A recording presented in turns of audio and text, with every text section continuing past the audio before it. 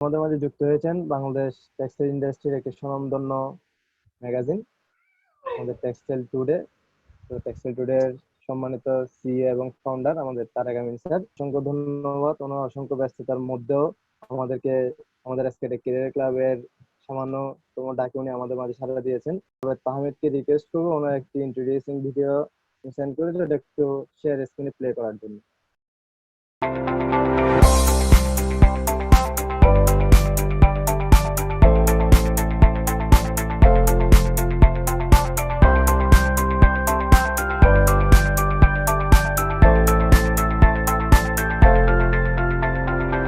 Textile টুডের পক্ষ থেকে 2020 সালের শুভেচ্ছা। 2020-এ আমরা 13 বছরে পদার্পণ করলাম। প্রতি বছরের ন্যায় আমরা 2020-এ আমাদের গোল সম্পর্কে আজকে আপনাদেরকে জানাতে চাই। আপনারা জানেন যে 2020-এর শুরুতে টেক্সটাইল ইন্ডাস্ট্রির জন্য এটা একটা নতুন অবস্থা, কারণ 2019-এ অনেক বছর পর বাংলাদেশের textile industry negative growth experience করে। এটা আমাদের এই ইন্ডাস্ট্রির জন্য একটা নতুন অভিজ্ঞতা।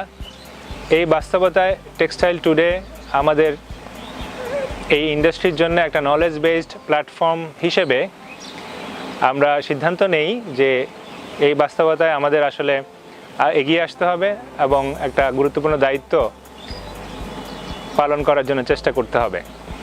এবং এই জন্যেই আমরা টিম টেক্সটাইল টুডে আমাদের এই 2020 সালের লক্ষ্য আমরা ঠিক করেছি যে এই বছর আমরা আমাদের এই প্ল্যাটফর্মকে আমরা বলছি যে we are transforming into an innovation hub. কেন ইনোভেশন হাবের কথা বলা হচ্ছে? এমন একটা সময়ে যখন এই ইন্ডাস্ট্রি ট্রান্সফরমেশন প্রয়োজন, এই ইন্ডাস্ট্রি কিভাবে ভবিষ্যতে শেপ আপ হবে, কিভাবে গ্রো করতে পারে এবং সেই গ্রোথটাকে কিভাবে সাস্টেনেবল করা যায়, এই উদ্দেশ্যেই টেক্সটাইল টুডে কাজ করবে।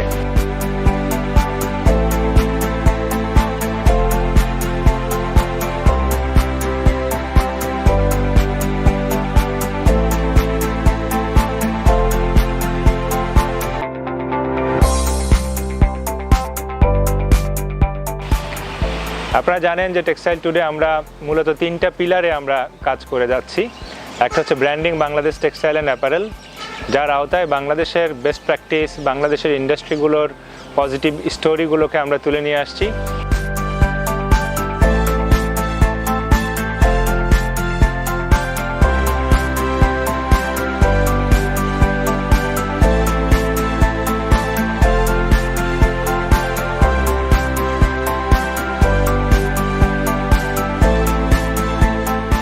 আরেকটা পিলার হচ্ছে আমাদের হিউম্যান ক্যাপিটাল ট্রান্সফরমেশন, যার আওতায় আমাদের অনেকগুলো ইন্ডাস্ট্রির হিউম্যান ক্যাপিটাল ট্রান্সফরমেশনের ক্ষেত্রে নাম্বার অফ ট্রেনিং প্রোগ্রাম নিয়ে আমরা কাজ করছি।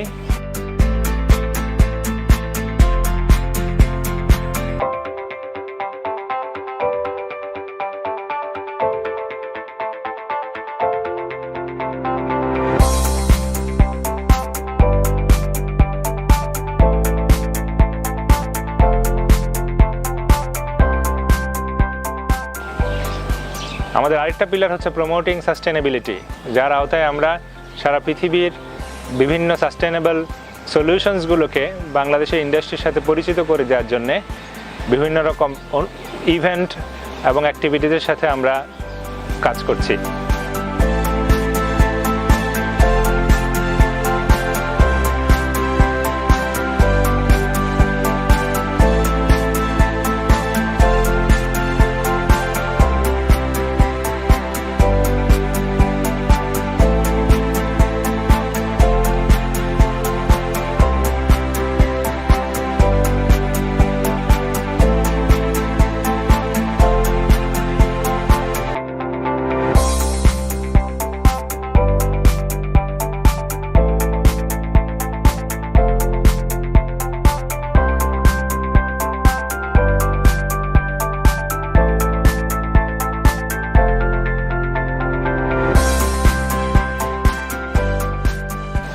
দু 2020-এ এসে আমরা কিভাবে we can transform into an innovation hub, এই 3টা পিলারের পাশাপাশি আমরা আমাদের ইন্ডাস্ট্রি এঙ্গেজমেন্টকে, বাংলাদেশের ইন্ডাস্ট্রির সাথে আমাদের এঙ্গেজমেন্টকে আরও জোরালো করতে চাই। সেই উদ্দেশ্যেই আমরা বাংলাদেশের ইন্ডাস্ট্রির জন্যে একটা ট্রান্সফরমেশন ব্লু প্রিন্ট সেট করার জন্য একটা প্রজেক্ট হাতে নিয়েছি। সেটিং ট্রান্সফরমেশন ব্লু প্রিন্ট নামে এই প্রজেক্টের আওতায় টেক্সটাইল টুডে 250 থেকে 300 জন প্রফেশনালসদের একটা কমিউনিটি তৈরি করবে, যেই কমিউনিটিতে industry expert, academic expert, industry supervisor এবং প্রায় 40টা মতো ইউনিভার্সিটি বা ইনস্টিটিউশনস থেকে উঠে আসা ট্রান্সফরমেশন লিডারদের সমন্বয়ে এই কমিউনিটির তৈরি হবে। এই কমিউনিটিকে textile today project management, innovation এবং সিস্টেমেটিক প্রবলেম সলভিং এবং রিসার্চ মেথোডোলজি সহ বিভিন্ন রকম ট্রেনিং করাবে এবং 100টা ট্রান্সফরমেশন টিম গঠন করবে। এই 100টা ট্রান্সফরমেশন টিম প্রায় 20টা টেক্সটাইল ইন্ডাস্ট্রিতে বিভিন্ন রকম প্রবলেম সলভ করার জন্যে 100টা প্রজেক্ট হাতে নেবে। এই বিশাল কর্মযজ্ঞে আমাদের সাথে টেক্সটাইল ট্যালেন্ট হান্ট প্রোগ্রামটা আমাদের এই ইনিশিয়েটিভের সাথে কাজ করবে।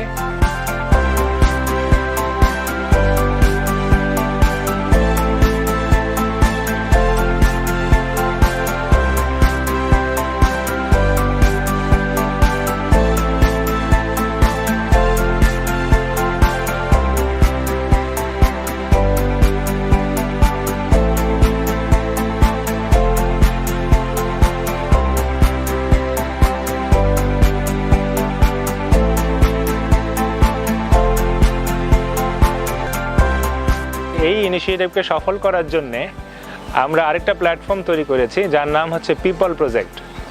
পিপলের এক্সপ্লেনেশন হচ্ছে profitable and effective organization through people leadership and excellence. এই প্ল্যাটফর্মের আওতায় একটা গ্রুপ অফ কনসালটেন্টস যারা কন্টিনিউয়াসলি ফলো আপ করবে এই প্রজেক্টগুলোকে, এবং বছর শেষে আমরা এই ইন্ডাস্ট্রির সামনে ট্রান্সফরমেশন ব্লু প্রিন্ট উপস্থাপন করতে চাই, যে ব্লু প্রিন্টটা এই ইন্ডাস্ট্রিকে সাস্টেইন করতে, গ্রো করতে হেল্প করবে। People, setting transformation blue print, textile today আগের যে 3টা pillar, branding Bangladesh textile and apparel, transforming human capital, promoting sustainability, এই অ্যাক্টিভিটিসগুলো সহ 2020 সালে টেক্সটাইল টুডে আস্তে আস্তে একটা ইনোভেশন হাব হিসেবে নিজেকে উপস্থাপন করতে চায় টেক্সটাইল ইন্ডাস্ট্রির জন্য, যাতে করে টেক্সটাইল ইন্ডাস্ট্রির এই প্রয়োজনের সময় টেক্সটাইল ইন্ডাস্ট্রির ভবিষ্যৎ রূপ এবং ভবিষ্যৎ যেভাবে টেক্সটাইল ইন্ডাস্ট্রি আগাতে পারে সেই পথ যাতে আমরা রচনা করার ক্ষেত্রে আমরা আমাদের এই ইন্ডাস্ট্রি প্রফেশনালস এবং যত রকম প্ল্যাটফর্ম এবং অর্গানাইজেশনগুলো আছে তাদের সাথে একসাথে কাজ করতে পারি।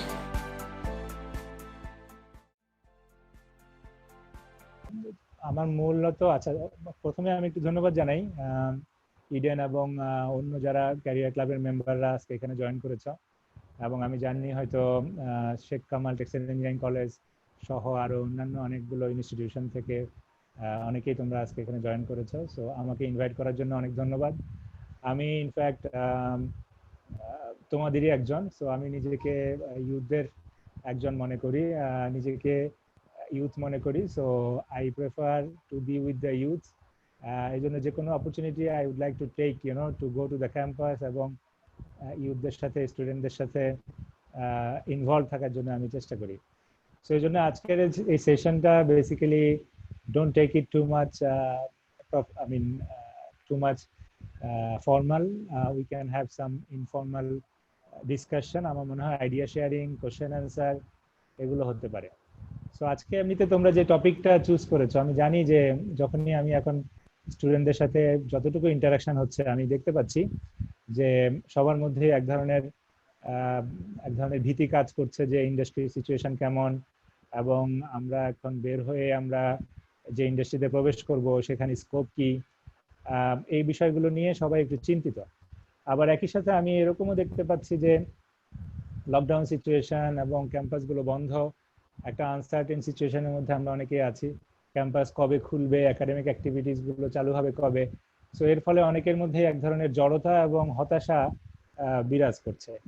সো আমি আমার আলোচনায় আমি হয়তো এই কয়েকটা ইস্যুকে অ্যাড্রেস করার চেষ্টা করব।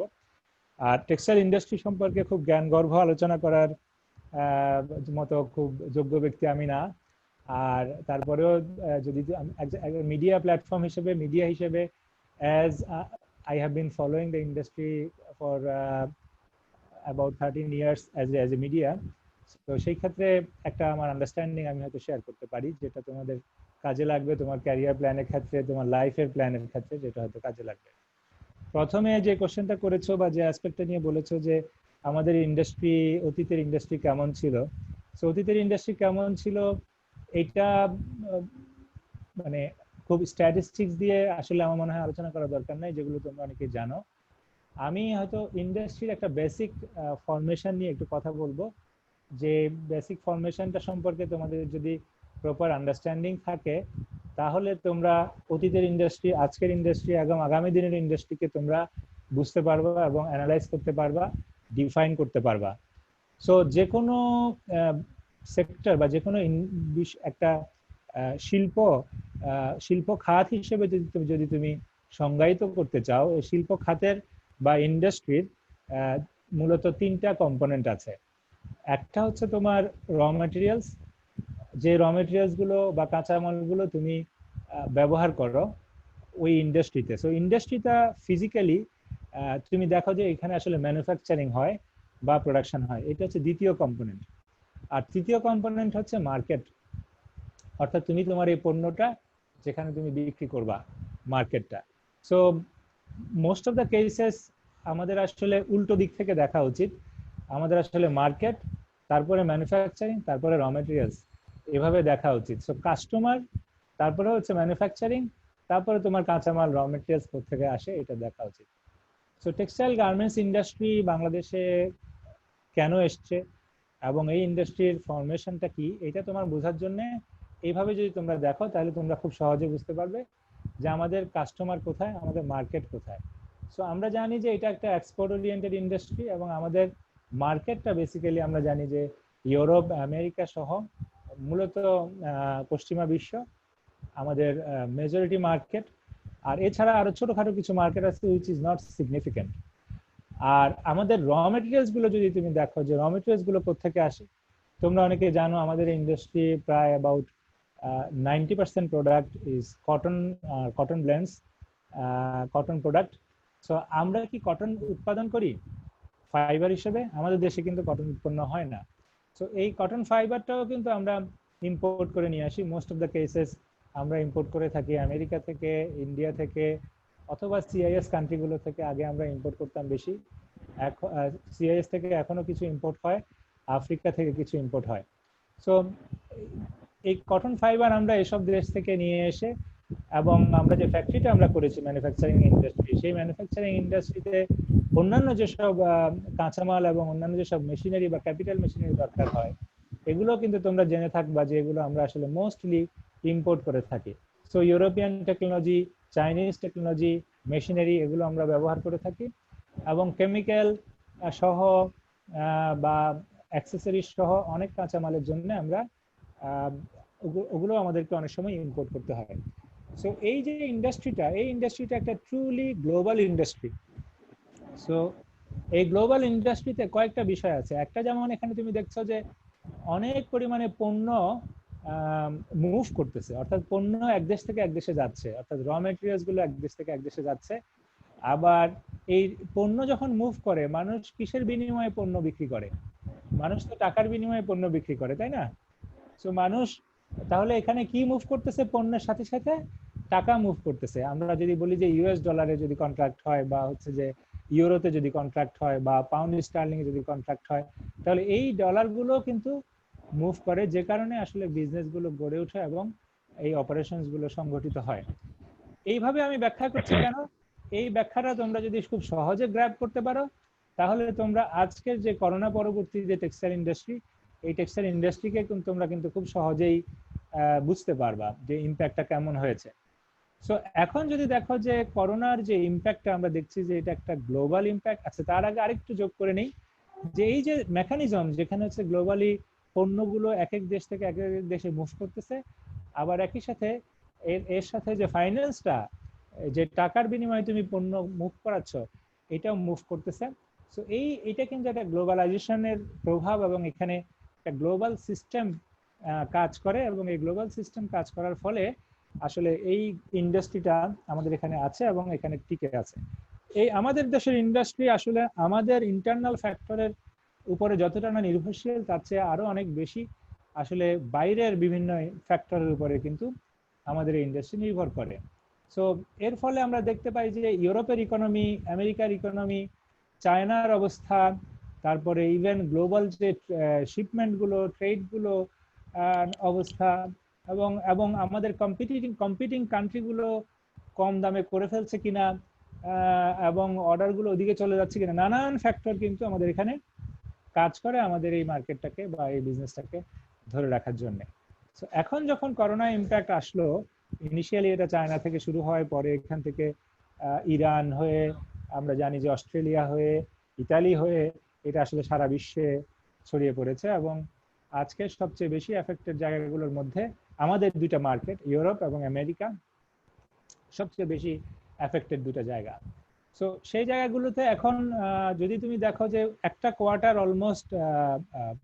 অলমোস্ট জিরো, অথবা হচ্ছে যে অনেক কম সেলস হয়েছে, কারণ এগুলোতে লকডাউন সিচুয়েশন ছিল, দোকানপাট খুলতে পারেনি।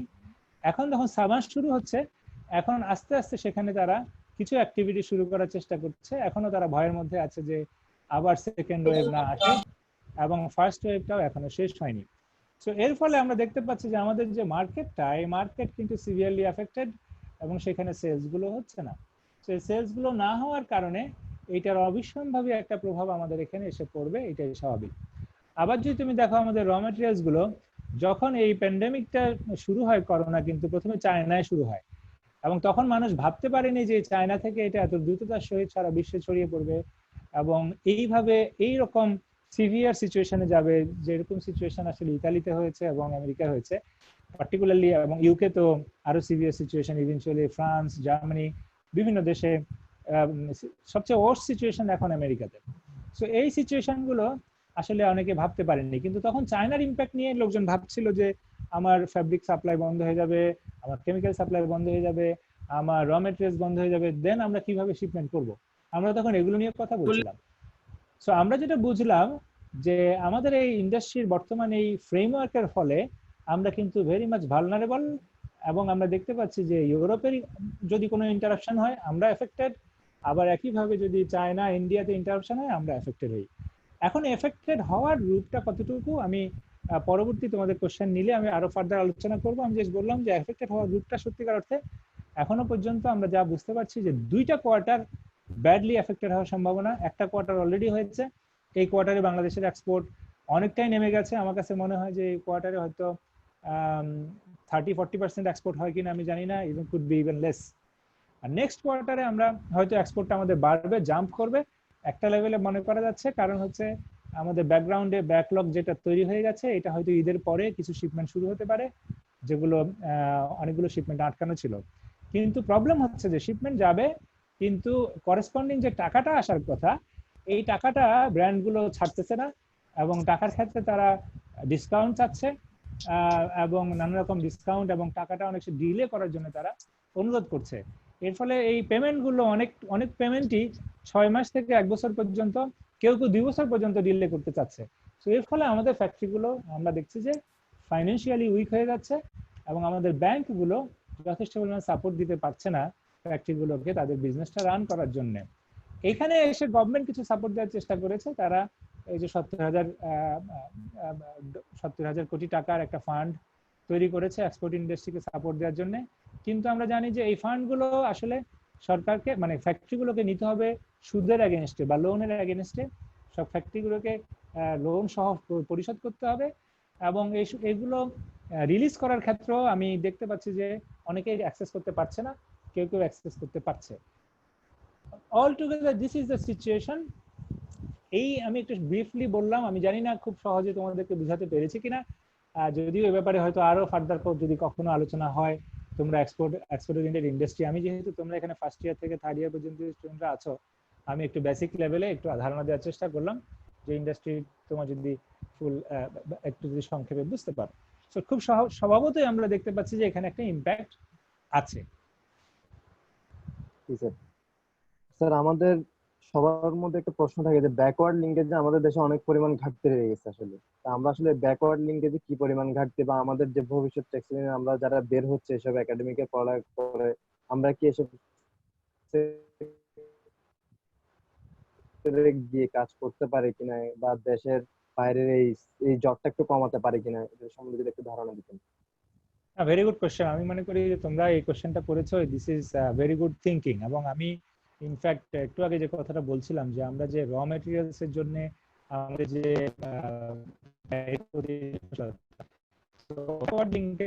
কিন্তু হচ্ছে যে যে এক্সপোর্ট ইন্ডাস্ট্রি আছে, এই এক্সপোর্ট ইন্ডাস্ট্রি র মেটেরিয়াল ইন্ডাস্ট্রিটাকে বেসিক্যালি ব্যাকওয়ার্ড লিঙ্কেজ ইন্ডাস্ট্রি বলা হয়। যে যে প্রোডাক্টগুলোকে এক্সপোর্ট ইন্ডাস্ট্রি ব্যবহার করে তাদের এক্সপোর্টের কর্মকাণ্ড সম্পন্ন করে থাকে। সো ওভার দ্য টাইম আমরা জানি যে আমাদের এখানে সিউইং ইন্ডাস্ট্রি বা গার্মেন্ট ইন্ডাস্ট্রি যখন বাড়তে থাকে তখন আমাদের হিউজ পরিমাণে ফ্যাব্রিক প্রয়োজন হতে থাকে, ফাইবার প্রয়োজন হতে থাকে, অ্যাক্সেসরিজ প্রয়োজন হতে থাকে, কেমিক্যাল প্রয়োজন হতে থাকে, এবং ইন্ডাস্ট্রি সেট আপ করার জন্য মেশিনারিজ সহ, ক্যাপিটাল মেশিনারিজ সহ নানান র ম্যাটেরিয়াল আমাদের মানে প্রয়োজন হতে থাকে। এই হোল ইন্ডাস্ট্রিটাকে আমরা বলতে পারি ব্যাকওয়ার্ড লিঙ্কেজ ইন্ডাস্ট্রি, যেগুলো বেসিক্যালি আমাদের এক্সপোর্ট ইন্ডাস্ট্রিকে সহযোগিতা করছে। এখন এই ব্যাকওয়ার্ড লিঙ্কেজ ইন্ডাস্ট্রি বেসিক্যালি তুমি যদি স্ট্রং না হয় এবং যদি এটা যদি যথেষ্ট পরিমাণে না থাকে, তাহলে প্রবলেম হয় কি, তোমার যে এক্সপোর্ট আর্নিংটা তোমার আসে, এই আর্নিংটা আবার বিদেশে চলে যায় সুতার দাম হিসেবে, ফ্যাব্রিকের দাম হিসেবে, কেমিক্যালের দাম হিসেবে, মেশিনের দাম হিসেবে। তো এখানে রিটেনশনটা অনেক কম থাকে। তো এই জন্য রিটেনশন বা ভ্যালু প্রপোজিশনটাকে বাড়ানোর জন্য আমরা যত বেশি আমরা আসলে এই এক্সপোর্ট নির্ভরশীলতা বা ব্যাকওয়ার্ড লিঙ্কেজের প্রতি, বিদেশের প্রতি নির্ভরশীলতা কমাতে পারবো, এটা আমাদের জন্য ভালো। এবং টেক্সটাইল ইঞ্জিনিয়ারদের যদি আমি বলি কাজ করার জায়গা কিন্তু অনেক ক্ষেত্রেই, যেহেতু আমি বলছি এটা টেক্সটাইল ইঞ্জিনিয়ার, এদের একটা বড় জায়গা কিন্তু প্রাইমারি টেক্সটাইল ইন্ডাস্ট্রি হওয়া উচিত। মানে spinning, knitting, weaving, dyeing, finishing, printing, এই জায়গাগুলো হওয়া উচিত। এগুলো বেসিক্যালি আসলে ব্যাকওয়ার্ড অ্যাক্টিভিটিস। সো এই ব্যাকওয়ার্ড অ্যাক্টিভিটিস আমরা জানি যে গত 1-2 দশকে আমরা কিন্তু অনেক ভালো করেছি, এবং আমাদের এখানে ইন্ডাস্ট্রি পরিমাণ বেড়েছে এবং আমাদের ইম্পোর্টের পরিমাণও বেড়েছে, ইম্পোর্টের পরিমাণ কমেছে। দ্যাট মিনস আমাদের এই ইন্ডাস্ট্রি ওয়াজ ডুইং গুড। এখন প্রবলেম হচ্ছে যে আমাদের এই ইন্ডাস্ট্রির, হ্যাঁ, স্টিল আমাদের অনেকগুলো জায়গায় আমাদের আসলে ইমপ্রুভ করার জায়গা আছে, এবং এই জায়গাগুলোতে আসলে সামনে আরো বেশি ইন্ডাস্ট্রি প্রয়োজন। বিশেষ করে ক্যাপিটাল মেশিনারি এরিয়াতে অনেক কথা হচ্ছে, ক্যাপিটাল মেশিনারি ইন্ডাস্ট্রি গড়ে ওঠা উচিত, কেমিক্যাল ইন্ডাস্ট্রি গড়ে ওঠা উচিত। আমরা হিউজ পরিমাণে অ্যামাউন্ট কেমিক্যাল ইম্পোর্ট করতে গিয়ে আমরা আসলে আমরা ফরেন কারেন্সি আমরা বাইরে চলে যাচ্ছে।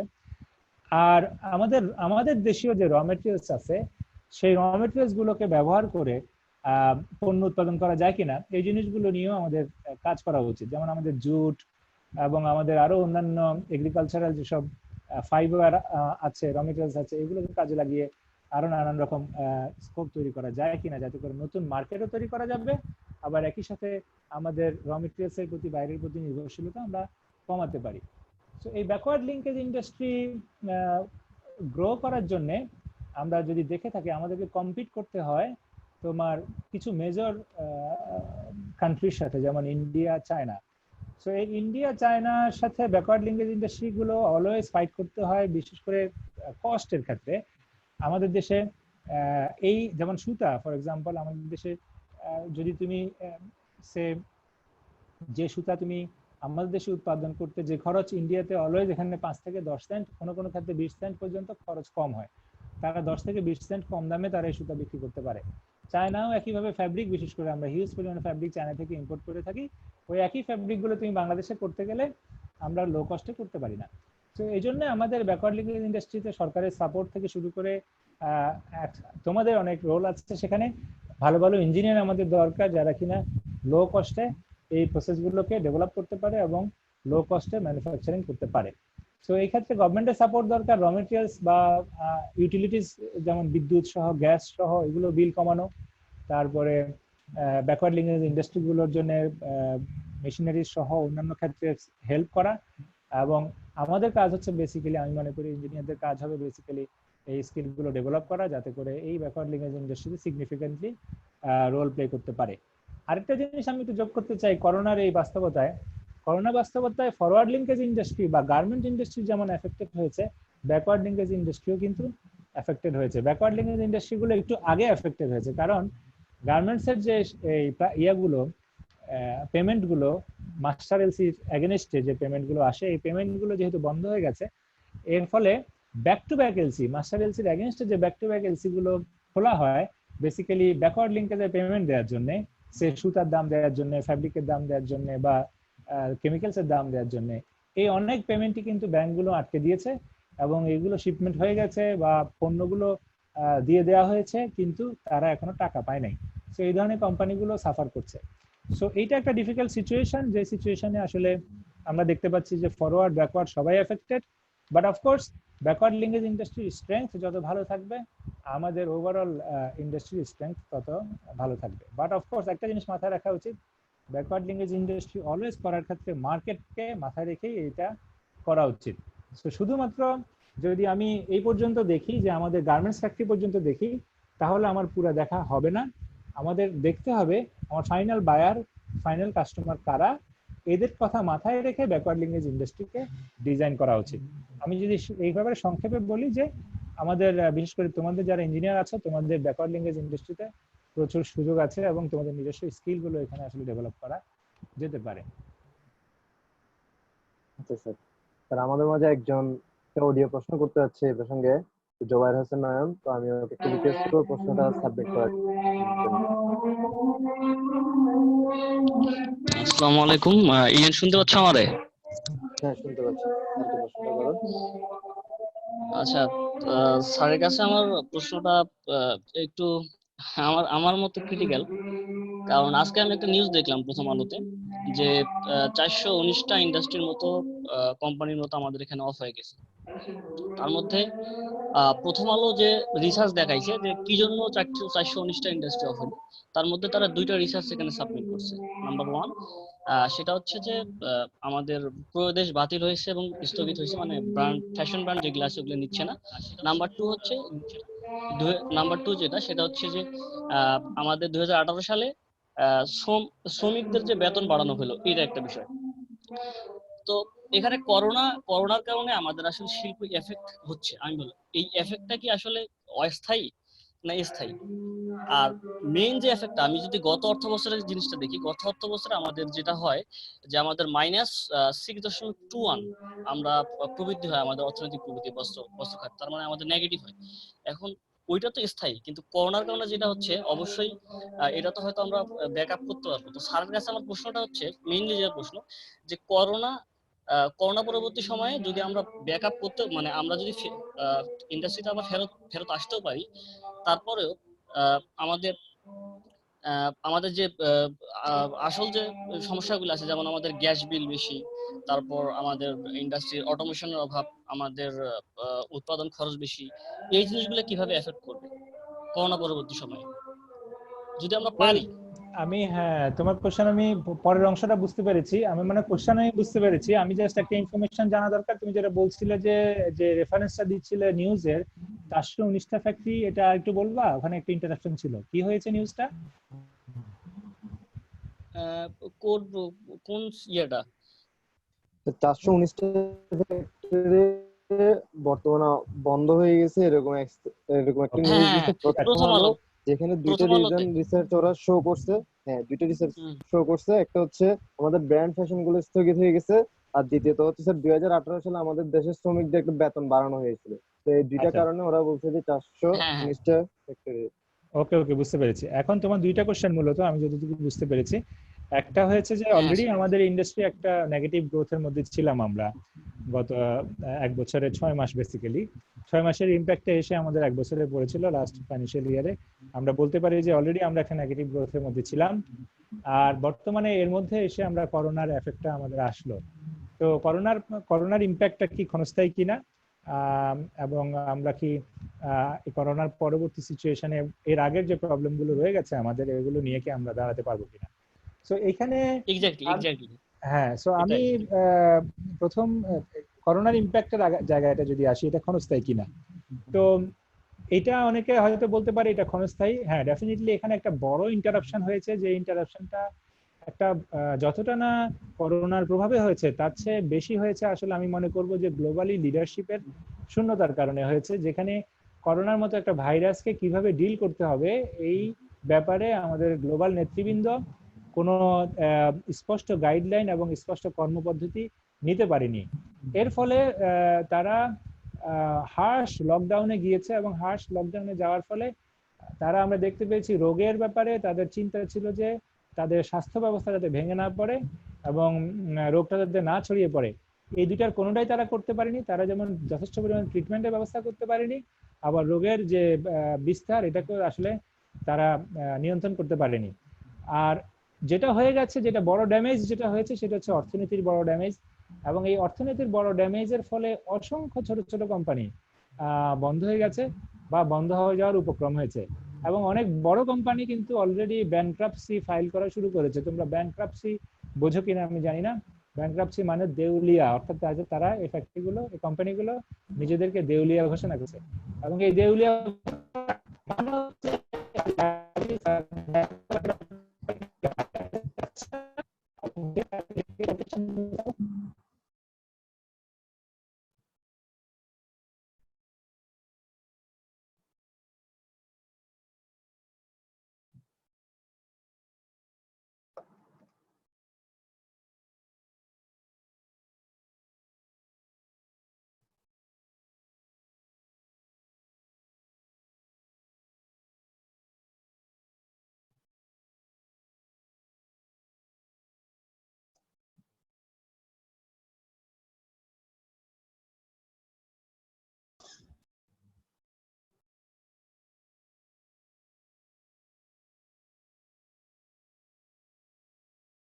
বোধহয় নেটওয়ার্কের কারণে আমাকে শুনতে পাচ্ছ এখন?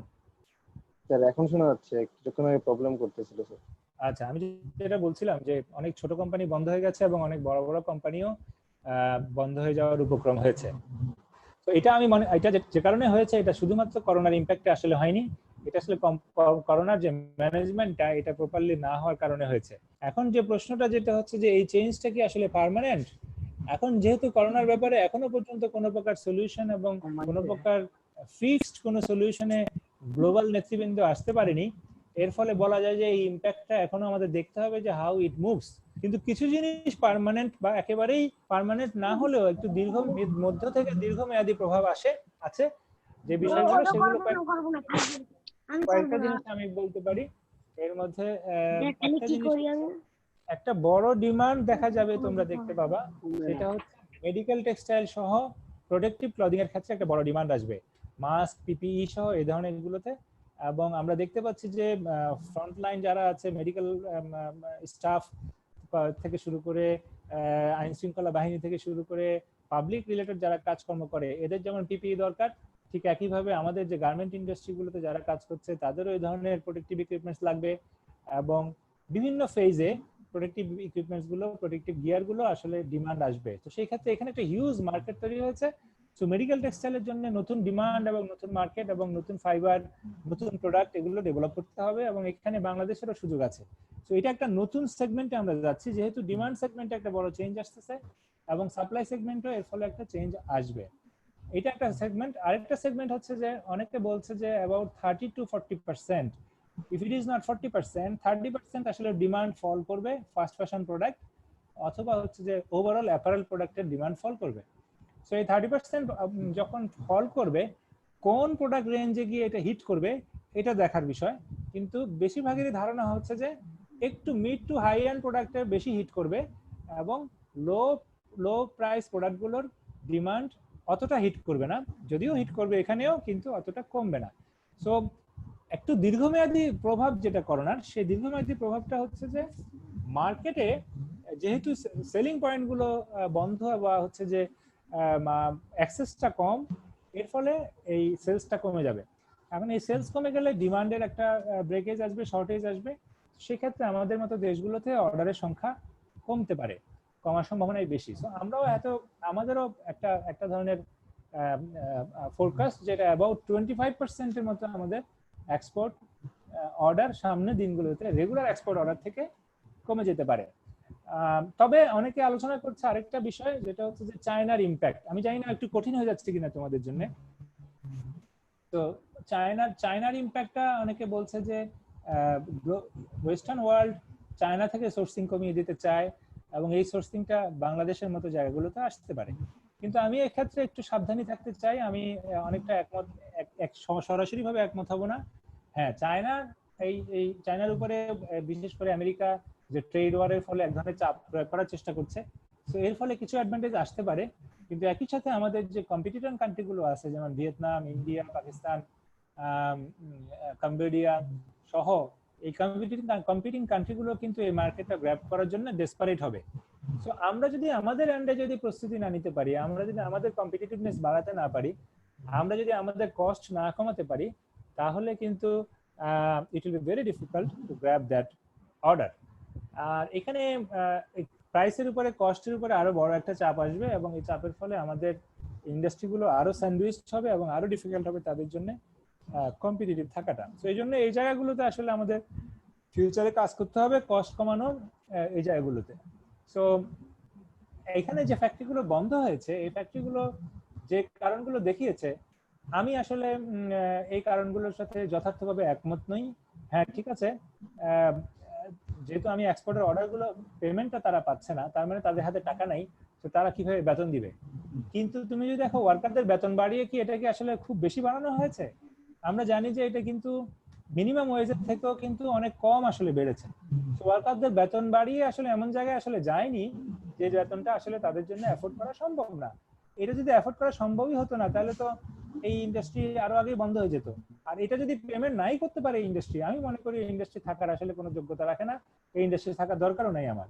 আমি যদি মিনিমাম ওয়েজ বা হচ্ছে যে ওয়ার্কারদেরকে যদি একটা ধরনের লাইফ বা একটা ধরনের পেমেন্ট না দিতে পারি, তাহলে ইন্ডাস্ট্রি আমি কষ্ট করে এত হেডেক নিয়ে এত ডিফিকাল্টিজ অবস্থায় আমি কেন ইন্ডাস্ট্রিতে রান করব? তো এখানে যেটা দরকার সেটা হচ্ছে যে আসলে ম্যানেজমেন্ট। সেই ম্যানেজমেন্টে ক্যাশ ফ্লো ম্যানেজমেন্ট থেকে শুরু করে ম্যানেজমেন্ট এফিসিয়েন্সি, এই জিনিসগুলো বাড়াতে হবে। এগুলো আমি কেন বলছি, যাতে তোমরা যখন বড় হবা, ফিউচারে তোমরা যখন ইন্ডাস্ট্রিতে জয়েন করবা, you should keep things in mind এবং এই জায়গাগুলোতে আসলে ইউ ক্যান ডেভেলপ। সো ফ্যাক্টরিগুলোকে টিকে রাখার জন্য cash flow management, financial management এবং কস্ট কাটিং এবং সেভিংস এর as much as possible opportunity, এগুলো দেখতে হবে। আর মোটা দাগে কান্ট্রিকে, দেশকে, সরকারকে দেখতে হবে যে আমার ইন্ডাস্ট্রিকে কিভাবে আরো প্রোটেক্ট করা যায়, কিভাবে আমি আসলে এই যে পেমেন্ট গুলো বায়াররা যে ডিনাই করতেছে অথবা অযৌক্তিকভাবে একটা চাচ্ছে, ডিসকাউন্ট চাচ্ছে, এই বিষয়গুলোতে কিন্তু আমাদের সরকারেরই দায়িত্ব হচ্ছে যে এই ব্যাপারে তাদের সাথে নেগোশিয়েট করা এবং তাদের উপরে চাপ প্রয়োগ করা, যাতে তারা আসলে এই পেমেন্ট গুলো যথার্থ সময়ে দেয়, যাতে আমাদের ফ্যাক্টরিগুলো বেঁচে থাকে।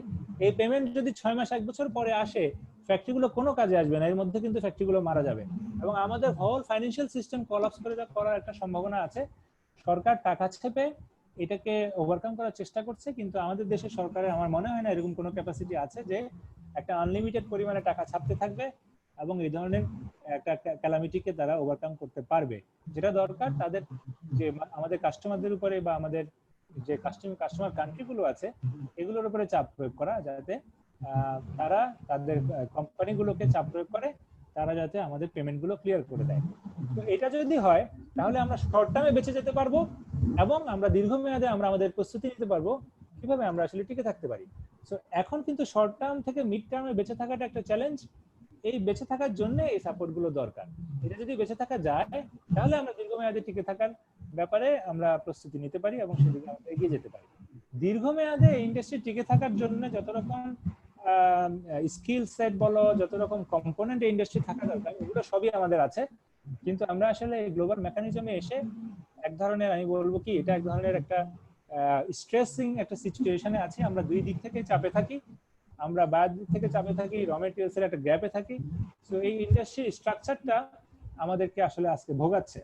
সেই জন্য আমাদের ভাবা দরকার এই ইন্ডাস্ট্রি স্ট্রাকচারটাকে কিভাবে আসলে একটু মডিফাই করা যায়, আস্তে আস্তে আমাদের এই ডিপেন্ডেন্সি গুলো কিভাবে কমে নিয়ে আসা যায়, আমাদের এই ইন্ডাস্ট্রিকে ট্রান্সফর্ম করা যায় কিভাবে, এটা এগুলো নিয়ে কাজ করার দরকার। যেটা নিয়ে তোমরা হয়তো জানো যে টেক্সটাইল টুডে আমরা কিছুটা কাজ করছি এবং ইডেন এখানে আছে। ইডেন আসলে আমাদের এরকমই একটা ইনিশিয়েটিভের অংশ, সেটিং ট্রান্সফরমেশন ব্লুপ্রিন্ট নামে একটা ইনিশিয়েটিভ।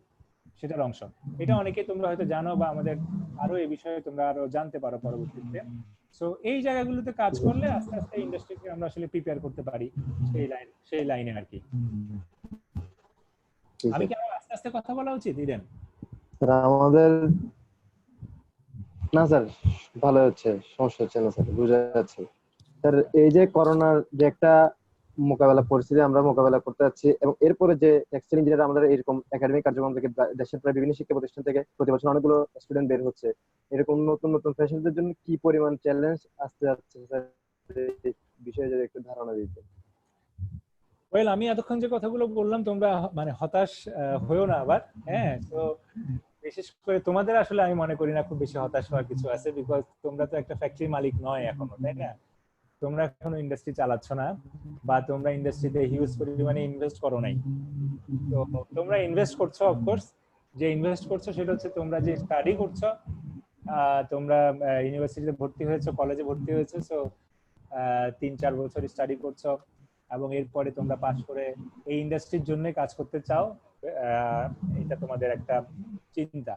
আমি এখন এই সুযোগে আমি একটা বিষয় বলতে চাই, ধরো যখন স্বর্ণযুগ থাকে তখন এক ধরনের ইমপ্যাক্ট থাকে বা এক ধরনের মাইন্ডসেট থাকে, আর যখন ডিফিকাল্ট টাইম থাকে তখন একটু ভিন্ন ধরনের মাইন্ডসেট থাকে মানুষের। যেমন আমরা যখন বুটেক্সে, এখন যেটা বুটেক্স, যেটা আগে ছিল কলেজ অফ টেক্সটাইল টেকনোলজি, আমরা যখন ভর্তি হই তখন আমি এইটা জেনেই ভর্তি হয়েছি। আমি মেডিকেল সহ, বুয়েট সহ আর অন্যান্য জায়গায় আমি ছিলাম, কিন্তু আমি এইটাকে আমি চুজ করেছি এজন্য যে প্রথম একটা বিষয় ছিল সেখানে যে খুব তাড়াতাড়ি বের হওয়া যায়। আমি এটা শুনতে পেরেছিলাম যে এখান থেকে 4 বছরের কম সময়ে এবং 4.25 বছরে বের হওয়া যায়। তো আমার একটা তাড়া ছিল যে তাড়াতাড়ি বের হবো, যে আমি ফ্যামিলি বড় ছেলে, ফ্যামিলির দায়িত্ব নিতে হবে। সো আমি এই জন্য এটা চুজ করি, নাম্বার 1। নাম্বার 2 যেটা পয়েন্ট ছিল যে এখানে বের হলেই চাকরি। তো এটা আমি খবর পাইছিলাম যে বের হলেই চাকরি। সো এইরকম একটা জায়গা থেকে আমি এই টেক্সটাইল সেক্টরে ভর্তি হই। এখন ভর্তি হওয়ার পরে বা আগে যারা জানতাম, ভর্তি হওয়ার পরে আমি যখনই হলে উঠি তখনই হলের বড় ভাইদের কাছ থেকে তোমার শুনতে পাই যে বড় ভাইরা বলতে থাকে যে এখানে পড়াশোনা না করলেও কোনো সমস্যা নাই, ইভেন যদি তুমি ফেলও করো, যদি তুমি 4 বছর শেষ করো তাইলে তোমার চাকরি আছে। তো ফার্স্ট ক্লাস, সেকেন্ড ক্লাস এগুলো কোনো বিষয় না। বিষয় হচ্ছে যে ইন্ডাস্ট্রি যারা ফার্স্ট ক্লাস পায় তারা আরো তোমার ইন্ডাস্ট্রিতে ভালো করতে পারে না। আমাদেরকে অনেক লোক দেখাইছে যে এরা দেখো, এরা ব্যাক বেঞ্চার ছিল কিন্তু এরা আজকে ইন্ডাস্ট্রিতে এই অবস্থায় আছে, অনেক টাকা আয় করে। সো উনাদের এইটা বলার পেছনে আরেকটা উদ্দেশ্য ছিল। এই উদ্দেশ্য তখন তো আমি বুঝি নাই খুব বেশি, বিকজ আমরা যদি পড়াশোনা কম করি ওই বড় ভাইদের একটু লাভ ছিল। যাই হোক, ওরা তোমরা অনেক ক্ষেত্রে এটা বুঝতে পারো। কিন্তু আমার যেটা হলো এই মাইন্ডসেট হলো কি যে ওয়েল টেক্সটাইলে পড়তে আসছি, এটা তো একটা সাবজেক্ট, তো এই সাবজেক্ট যেহেতু পাশ করলেই চাকরি আছে, খুব বেশি এটা নিয়ে আসলে বদার করার কিছু নাই, এটা নিয়ে পড়ার কিছু নাই। দেন আমি আসলে মনোযোগ হারাই ফেললাম এবং বাইরে আসলে নানান রকম সময় দেওয়া শুরু করলাম। এবং আমি অবশ্য ফোকাসড হইতে সময় দিচ্ছিলাম। আমি তখন আইটি সেক্টর নিয়ে, আমাদের সময় তখন কম্পিউটার সায়েন্স এটার অনেক বেশ ইয়ে ছিল। আমি ইনফ্যাক্ট কোনো ইউনিভার্সিটি যদি কম্পিউটার সায়েন্স পাইতাম তাহলে হয়তো এখানে আসতাম না। তখন আমি ওই ই কমার্সের একটা কোর্সে ভর্তি হলাম। নানান কারণে আমি ক্যাম্পাসে ক্লাস কম করতাম। পরে আমি দেখলাম যে ফার্স্ট ইয়ারে আমি 3 মাসের জন্য ফার্স্ট ক্লাস পাইনি। তো এটা আমার জন্য একটা বড় তোমার শকিং ছিল যে আমার মতো ছেলে ফার্স্ট ক্লাস পাবে না। I never thought of this. তো তখন আই কেম ব্যাক এবং আমি একটু মনোযোগ দেওয়া শুরু করি টেক্সটাইল স্টাডিতে। ইভেন্চুয়ালি আমি সেকেন্ড ইয়ারে গিয়ে সেকেন্ড হই এবং আস্তে আস্তে হয়তো এগুলাকে কিছুটা লেভেলে ওভারকাম করি। আমি একটু আমার এই অংশটুকু শেয়ার করলাম এই জন্য যে যখন খুব স্বর্ণযুগ থাকে তখন কি হয়, মানুষ রিল্যাক্সড থাকে, মানুষ খুব ভালোভাবে প্রস্তুতি নেয় না, ফোকাস থাকে না। তো আমি মনে করি এখন সময় এসেছে তোমাদের, যে তোমাদের আসলে চিন্তা ভাবনা করা উচিত এবং তোমাদের সময়গুলোকে কাজে লাগানো উচিত। এখন বিশেষ করে এই সময়টা আমি যখনই ইউথদের সাথে কথা বলি তারা অনেকেই বলতে চায় যে ভাইয়া আমাদের এখন এই সমস্যা, আমরা বাসায় আছি একটু কনস্ট্যান্ট অবস্থায়, রোগের ভয়, বের হওয়া যাচ্ছে না, তারপরে নেটের কানেকশনের সমস্যা, আমার কম্পিউটার নাই, মোবাইল নাই, অনেক কারণে আমি দেখতে পাচ্ছি যে তারা ফোকাসড না। তো তারা এই সময়টুকু কি কাজে লাগাবে এইটা ব্যাপারে চিন্তা করেনি এবং এটাই কাজে লাগাচ্ছে না। আমি যদি আমার কথা বলি, ফ্র্যাঙ্কলি স্পিকিং, এই লকডাউনে কিন্তু আমি অনেকটাই ব্যস্ত ছিলাম এবং যথেষ্টই ব্যস্ত ছিলাম এবং আমাকে কিন্তু সময়গুলোকে ম্যানেজ করে করেই চলতে চলতে হয়েছে। যদিও আমি কিছু কিছু ক্ষেত্রে বেশি সময় পেয়েছি, যেমন আমার ফ্যামিলির সাথে বেশি সময় দেওয়ার সুযোগ হয়েছে, বাচ্চাদের সাথে বেশি সময় দেওয়ার সুযোগ হয়েছে, এবং এই সময় আমি আরো একটা কাজ করেছি, আমার গ্রেটার ফ্যামিলির সাথে রিলেশনশিপটা বাড়ানোর জন্য আমরা এই যে ফ্যামিলিগুলোর মধ্যে জুম কলে রেগুলার বেসিস আমরা এক একটা বিষয়ে আলোচনা করছি, এবং এর মধ্যে গ্রেটার ফ্যামিলিতেও আমাদের আসলে সম্পর্কগুলো, আমরা যদিও দূরে দূরে আছি কিন্তু আমাদের সম্পর্কগুলো ডেভেলপ হচ্ছে। আমি এটা কেন বলছি, তোমরা কিভাবে প্রস্তুতি নিবা? আমি দেখতে চাই ইউথদের মধ্যে যে গ্যাপ গুলো থাকে, গ্যাপ গুলো তোমরা এর মধ্যে ওভারকাম করো। ক্যারিয়ার জীবনের একটা ছোট অংশ। আমি তোমরা অনেকে বলে জানো হয়তো, আমি মাঝে মাঝে কথাটা বলি যে তোমাদের লাইফ নিয়ে চিন্তা করা উচিত, অর্থাৎ লাইফ থিঙ্কিং করা উচিত। মানে কি, ক্যারিয়ারটা কিন্তু ক্যারিয়ারের জন্য কি জীবন, নাকি জীবনের জন্য ক্যারিয়ার, তাই না? সো এখানে কিন্তু আমরা ভাবা উচিত ক্যারিয়ারটা কিন্তু জীবনের জন্য। জীবনটা নিয়ে ভাবার একটা সময় তোমরা এখন পেয়েছো, যে লাইফের উদ্দেশ্য কি, লাইফটাকে কোথায় পৌঁছাতে চাও, এবং সেটা নিয়ে ভেবে তুমি ক্যারিয়ারের প্রয়োজনীয়তা অনুভব করতে পারো যে এই লাইফের জন্য ক্যারিয়ারের একটা প্রয়োজনীয়তা আছে। সো দেন তুমি এটাও দেখতে পাবা যে লাইফের অন্যান্য কম্পোনেন্ট গুলো আছে, ফ্যামিলি, তারপরে তোমার কমিউনিটি, হ্যাঁ, এই বিষয়গুলোকে তুমি টেক কেয়ার করবা, এবং এগুলোর ব্যাপারে তোমার একটা চিন্তা গড়ে ওঠা উচিত। সর্বোপরি তোমার ক্যারিয়ার, তোমার ফ্যামিলি, কমিউনিটি, এই সব কিছুকে নিয়ে তুমি কিন্তু আলটিমেট যে উদ্দেশ্যটা আছে লাইফের, এই উদ্দেশ্যের দিকে তোমার নিজেকে অ্যালাইন করতে হবে। তো এই সময়টা তোমরা এভাবে ভাবা উচিত, এভাবে প্রস্তুতি নেওয়া উচিত, এবং ক্যারিয়ারটাকে জীবনের জন্য না ভেবে, সরি, জীবন ক্যারিয়ারের জন্য না ভেবে ক্যারিয়ারটাকে জীবনের জন্য ভাবো। আর ক্যারিয়ার যখন তুমি আসবা, পরের কোশ্চেন, যেহেতু ক্যারিয়ার ক্লাব, ক্যারিয়ারকে যখন তুমি ফোকাস করবা তখন don't be too much narrowed, যে well garments, well apparel, well spinning, well textile. So এখানে টেক্সটাইল, অ্যাপারেল এই ইন্ডাস্ট্রিগুলো যেমন আমরা জানি কনস্ট্রেইন বা ডিফিকাল্ট সিচুয়েশনে আছে, কিন্তু এই ক্যারিয়ারের স্কোপটা কিন্তু তুমি যদি দেখো, তুমি যদি রেশনালিও ভাবো, মানুষের রিজিক কিন্তু অনেক সোর্স থেকে রিজিক আসতে পারে, এবং এটা আমরা ন্যারো খুব যদি ভয় পেয়ে যাই যে হায় আমার এই ইন্ডাস্ট্রি বন্ধ হয়ে যাচ্ছে, আমার কি হবে, বিষয়টা এরকম নয়। আল্লাহ সুবহানাহু ওয়া তাআলা কিন্তু মানুষকে রিজিক দিলে অনেক সোর্স থেকে, অসংখ্য সোর্স থেকে রিজিক দিতে পারে। What you should concentrate is your skill set, is your capacity. So the skill set you need for your career, you should work on that. আমি ছোট্ট একটা এক্সাম্পল দিয়ে বুঝাই। তোমরা নিশ্চয়ই তোমরা শেখ কামালে ভর্তি হওয়ার জন্য ভর্তি পরীক্ষা দিতে হয়েছে, দিয়েছো না? ভর্তি পরীক্ষা যখন তুমি দিয়েছো, ভর্তি পরীক্ষায় তোমার কি কি জিনিস কাজে লেগেছে? ওখানে তোমার কাজে লেগেছে কিছু পার্টিকুলার স্কিল, যে কিছু ম্যাথের একটা স্কিল লাগে, ইংলিশের একটা স্কিল লাগে, তারপরে কেমিস্ট্রির একটা স্কিল লাগে, ফিজিক্সের একটা স্কিল লাগে, জেনারেল নলেজের একটা স্কিল লাগে, মনে করো। সো এই স্কিল গুলো তুমি যদি ডেভেলপ করতে পারো, তাহলে তুমি শেখ কামালে চান্স পেতে পারো, অথবা তুমি কি বলে এটা, রংপুরে চান্স পেতে পারো, অথবা ঢাকায় চান্স পেতে পারো। ফ্যাক্টর হচ্ছে স্কিল সেট। সো এই জন্য তুমি গার্মেন্টসে চাকরি করো বা তুমি ইভেন অন্য কোনো সেক্টরে কাজ করো না কেন, তোমার আসলে স্কিল সেটে কনসেন্ট্রেট করতে পারলে you should not be worried of too much on the scope and industry. What you should do is develop such skill set, যে স্কিল সেট গুলো ক্যারিয়ারের জন্য আসলে কাজে লাগবে। এখন এই স্কিল সেট গুলো কি, you should sit and think what are the skill set you want to develop within yourself. So এই স্কিল সেট গুলো ডেভেলপ করে ফেলতে পারলে you don't need to bother about export, you don't need to bother about Europe, America, what is happening over there.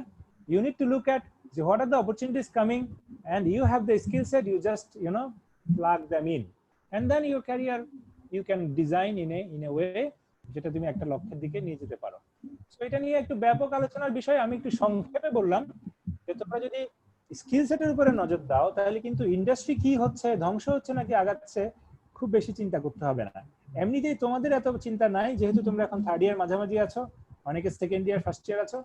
So what you have enough time for prepare yourself. So তোমাদের further question থাকতে পারে যে what are the skill set you should concentrate. হ্যাঁ, এখানে তোমাদের আসলে মনোযোগ দেওয়া উচিত এবং সময়গুলোকে কাজে লাগানো উচিত। স্যার আমাদের এই কোয়ারেন্টাইন সময়টাতে তাহলে কি কি স্কিলের উপর যদি আমরা নজর দিতে পারি বা ভবিষ্যতে যেগুলো কাজে দিতে পারে, একটু যদি আইডিয়া দিতেন। So good question. এটা বেসিক্যালি আমি একটু আগে যেটা বলছিলাম, মানে টেকনিক্যাল নলেজ একজন পার্সনের, আমরা যখন স্কিলের কথা বলি, হ্যাঁ, অনেকে দেখবা যে স্কিল বলতে গেলেই অনেকে বোঝে যে আমি সাইকেল চালাতে পারি কিনা, আমি গাড়ি চালাতে পারি কিনা, হ্যাঁ, অথবা আমি যে সেলাই মেশিনে কাপড় সেলাই করতে পারি কিনা। তো অথবা তুমি যদি আরো স্কিলে আসো যে নিটিং মেশিন চালাতে পারি কিনা, ডাইং মেশিন চালাতে পারি কিনা, আমি তোমার ডাইং করতে পারি কিনা, রেসিপি জানি কিনা, বা মেশিন মেইনটেনেন্স সম্পর্কে আমার ধারণা আছে কিনা, আমি ক্যাম ক্যাড এগুলো বুঝি কিনা, নানান স্কিল, তাই না? তোমার আমি সফটওয়্যার জানি কিনা, আমি হয়তো ডিজাইন করতে পারি কিনা। সো এই স্কিল সেট গুলো যেমন তোমার মনোযোগ দিতে হবে, এই স্কিল সেট গুলো এন্ট্রি লেভেলের জন্য যেমন জরুরি। আমি তোমরা যারা এখনো এন্ট্রি করার আগে তোমাদের হাতে আরো কিছু সময় আছে, আমি একই সাথে তোমাদেরকে করতে চাইবো যে তোমরা সফট স্কিল গুলোর উপরেও একটু মনোযোগ দাও।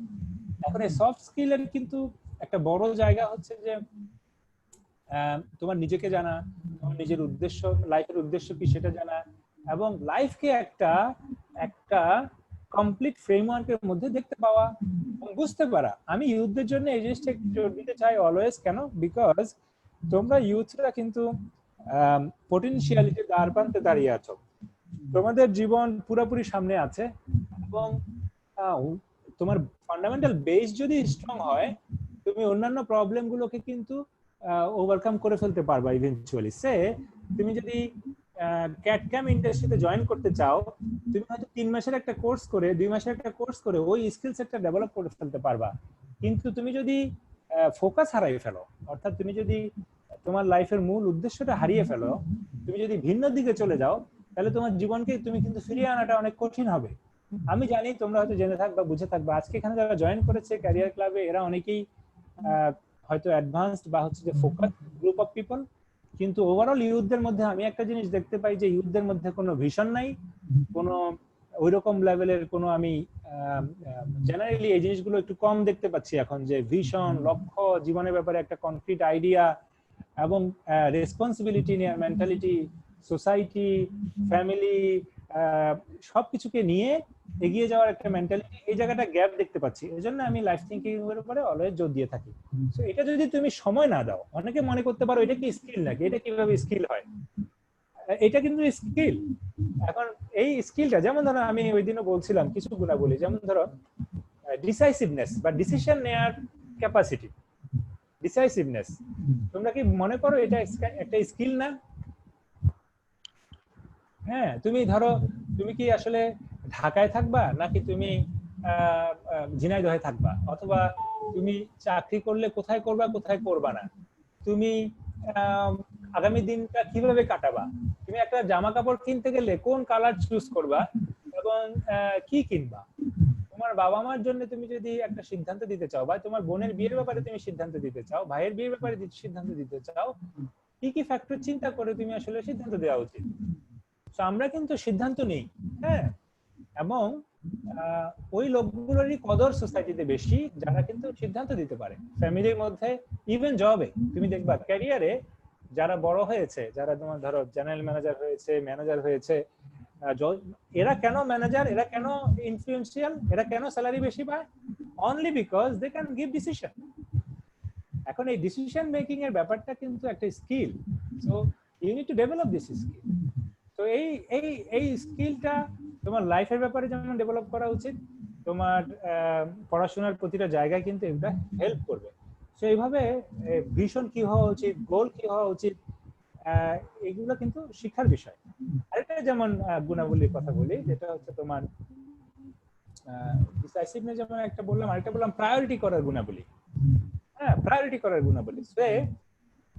মানুষকে কিন্তু প্রতিনিয়ত প্রায়োরিটি করতে হয়। যেমন আজকে আমরা এখানে কথা বলছি, যারা এখানে জয়েন করেছি তারা কিন্তু অন্যান্য কাজ থেকে বাদ দিয়ে এই কাজটাকে প্রায়োরিটি করেছে দেখে এখানে আসতে পেরেছি। হ্যাঁ, সো এই প্রায়োরিটি করার কাজটা কিন্তু ইম্পর্টেন্ট, এবং যে প্রপারলি প্রায়োরিটি করতে পারবে সে কিন্তু এগিয়ে যাবে।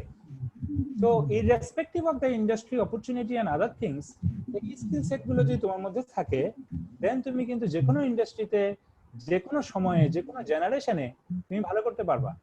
তো এইভাবে আরো একটা স্কিল সেট নিয়ে কথা বলা যেতে পারে। এগুলো সফট স্কিল যেগুলো নিয়ে চিন্তা করা উচিত, যেগুলো নিয়ে পড়াশোনা করার সুযোগ থাকতে পারে।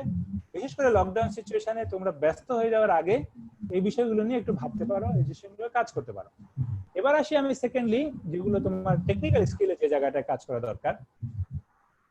টেকনিক্যাল স্কিল আমি যেটা দেখতেছি দুইটা জিনিস। একটা পয়েন্ট হচ্ছে তোমরা, আমি জানি না পয়েন্টগুলো মনে রাখার চেষ্টা করতে পারো কিনা, আমি অনেক বেশি বলছি কিনা আমি জানি না। তো আমি এখানে দুইটা পয়েন্ট বলবো তোমার টেকনিক্যাল স্কিল সেট এরিয়াতে। আমি নিটিং, ডাইং, ফিনিশিং এগুলো নিয়ে কথা বলতে চাই না, পেইন্টিং এগুলো নিয়ে কথা বলতে চাই না। আমি বলতে চাই যে ফিউচারে ইন্ডাস্ট্রির যে বিজনেস যে প্যাটার্ন গুলো, এখানে দুইটা ইম্প্যাক্ট আসবে। দেখবে যে একটা হচ্ছে তোমার এই যে ফিজিক্যাল ডিস্টেন্সিং বা সামাজিক দূরত্ব বা ফিজিক্যাল দূরত্বের যে কথাগুলো বলছে করোনার বাস্তবতায়, এই বাস্তবতার ফলে দেখবা যে ওয়ান টু ওয়ান সামনাসামনি আলোচনা এবং ইন্টারাকশন গুলো কমে যাবে। এটার উদাহরণ হচ্ছে আজকের আলোচনার এই সেশনটা, তাই না? এই সেশনটা তোমরা যদি করোনা সিচুয়েশন না থাকতো তখন ইডেন কি রিকোয়েস্ট করতা যে স্যার আপনি একদিন আসেন আমাদের ক্যাম্পাসে, আসেন, আমরা একটু সবাই একটা প্রোগ্রাম করতে চাই, আপনি সেখানে আসেন। তার মানে কি হতো, একটা ফিজিক্যাল ইন্টারাকশন হতো। সেটার পরিবর্তে এখন কি হচ্ছে, জুম কল হচ্ছে। তো এখানে তোমার কি স্কিল সেট গুলো দরকার আছে, তোমরা এগুলো ব্যবহার করার স্কিল, এগুলো প্রয়োজনে এগুলো এডিট করা, এগুলো প্রমোট করা, এই স্কিল গুলো দরকার আছে। ফিউচারে টেক্সটাইলের বিজনেসের মধ্যেও এই স্কিল সেট গুলো দরকার হবে। তো অনলাইন ডিজিটাল কানেক্টিভিটি এবং এই ধরনের যে যত রকম স্কিল সেট গুলো আছে, ওয়েব ওরিয়েন্টেড, কানেক্টিভিটি ওরিয়েন্টেড এবং সোশ্যাল মিডিয়া কানেক্টিভিটি, এবং এখানে লেখালেখি, কন্টেন্ট তৈরি করা, শেয়ার করা, এগুলো এনি বিজনেসে ইউ বি গ্যারান্টেড যে ফিউচার হচ্ছে যে এগুলো অনেক বেশি ব্যবহার করতে হবে। সো এই টেকনোলজিগুলোর ব্যাপারে তোমার স্কিল সেট ডেভেলপ করতে হবে এবং এই বিষয়গুলোর উপরে তোমাদের মনোযোগ বিল্ড আপ করতে হবে। এই জায়গাগুলোতে তোমাদের আসলে স্কিল ডেভেলপ করতে হবে। আর দ্বিতীয় যে পয়েন্টটা আমি বলার চেষ্টা করছিলাম, যেটা তুমি তুমি কিছুটা কাজ করেছো, সেটা হচ্ছে র মেটেরিয়ালস বা ব্যাকওয়ার্ড লিঙ্কেজ ইন্ডাস্ট্রি। তো সে আজকে তোমাদের যে ঝিনাইদহে তোমাদের এই ইন্ডাস্ট্রিয়াটা, কলেজটা, তো আমি ওই দিন দেখতেছিলাম মেহেরপুরে বা ওইদিকে কোথাও কুষ্টিয়াতে আমি দেখছিলাম কোথাও যেন ওরা ওই গারলের উৎপাদন করছে, গারল চাষ করছে। গারল চিনো তোমরা? গারল এক ধরনের ভেড়া জাতীয় একটা পশু, ছাগলের মতো কিছুটা দেখতে। তো এই ভেড়ার বা গারলের খামার কিন্তু প্রচুর এখানে বাংলাদেশে আছে। সো এই গারলের কিন্তু লোম আছে, বুঝছো, ওই উলের মতো, বুঝছো। সো এই এই লোমগুলো আমি দেখছিলাম যে ওরা ওই বছরে মনে হয় 2 বার কাটে, কেটে এগুলো ফেলে দেয়।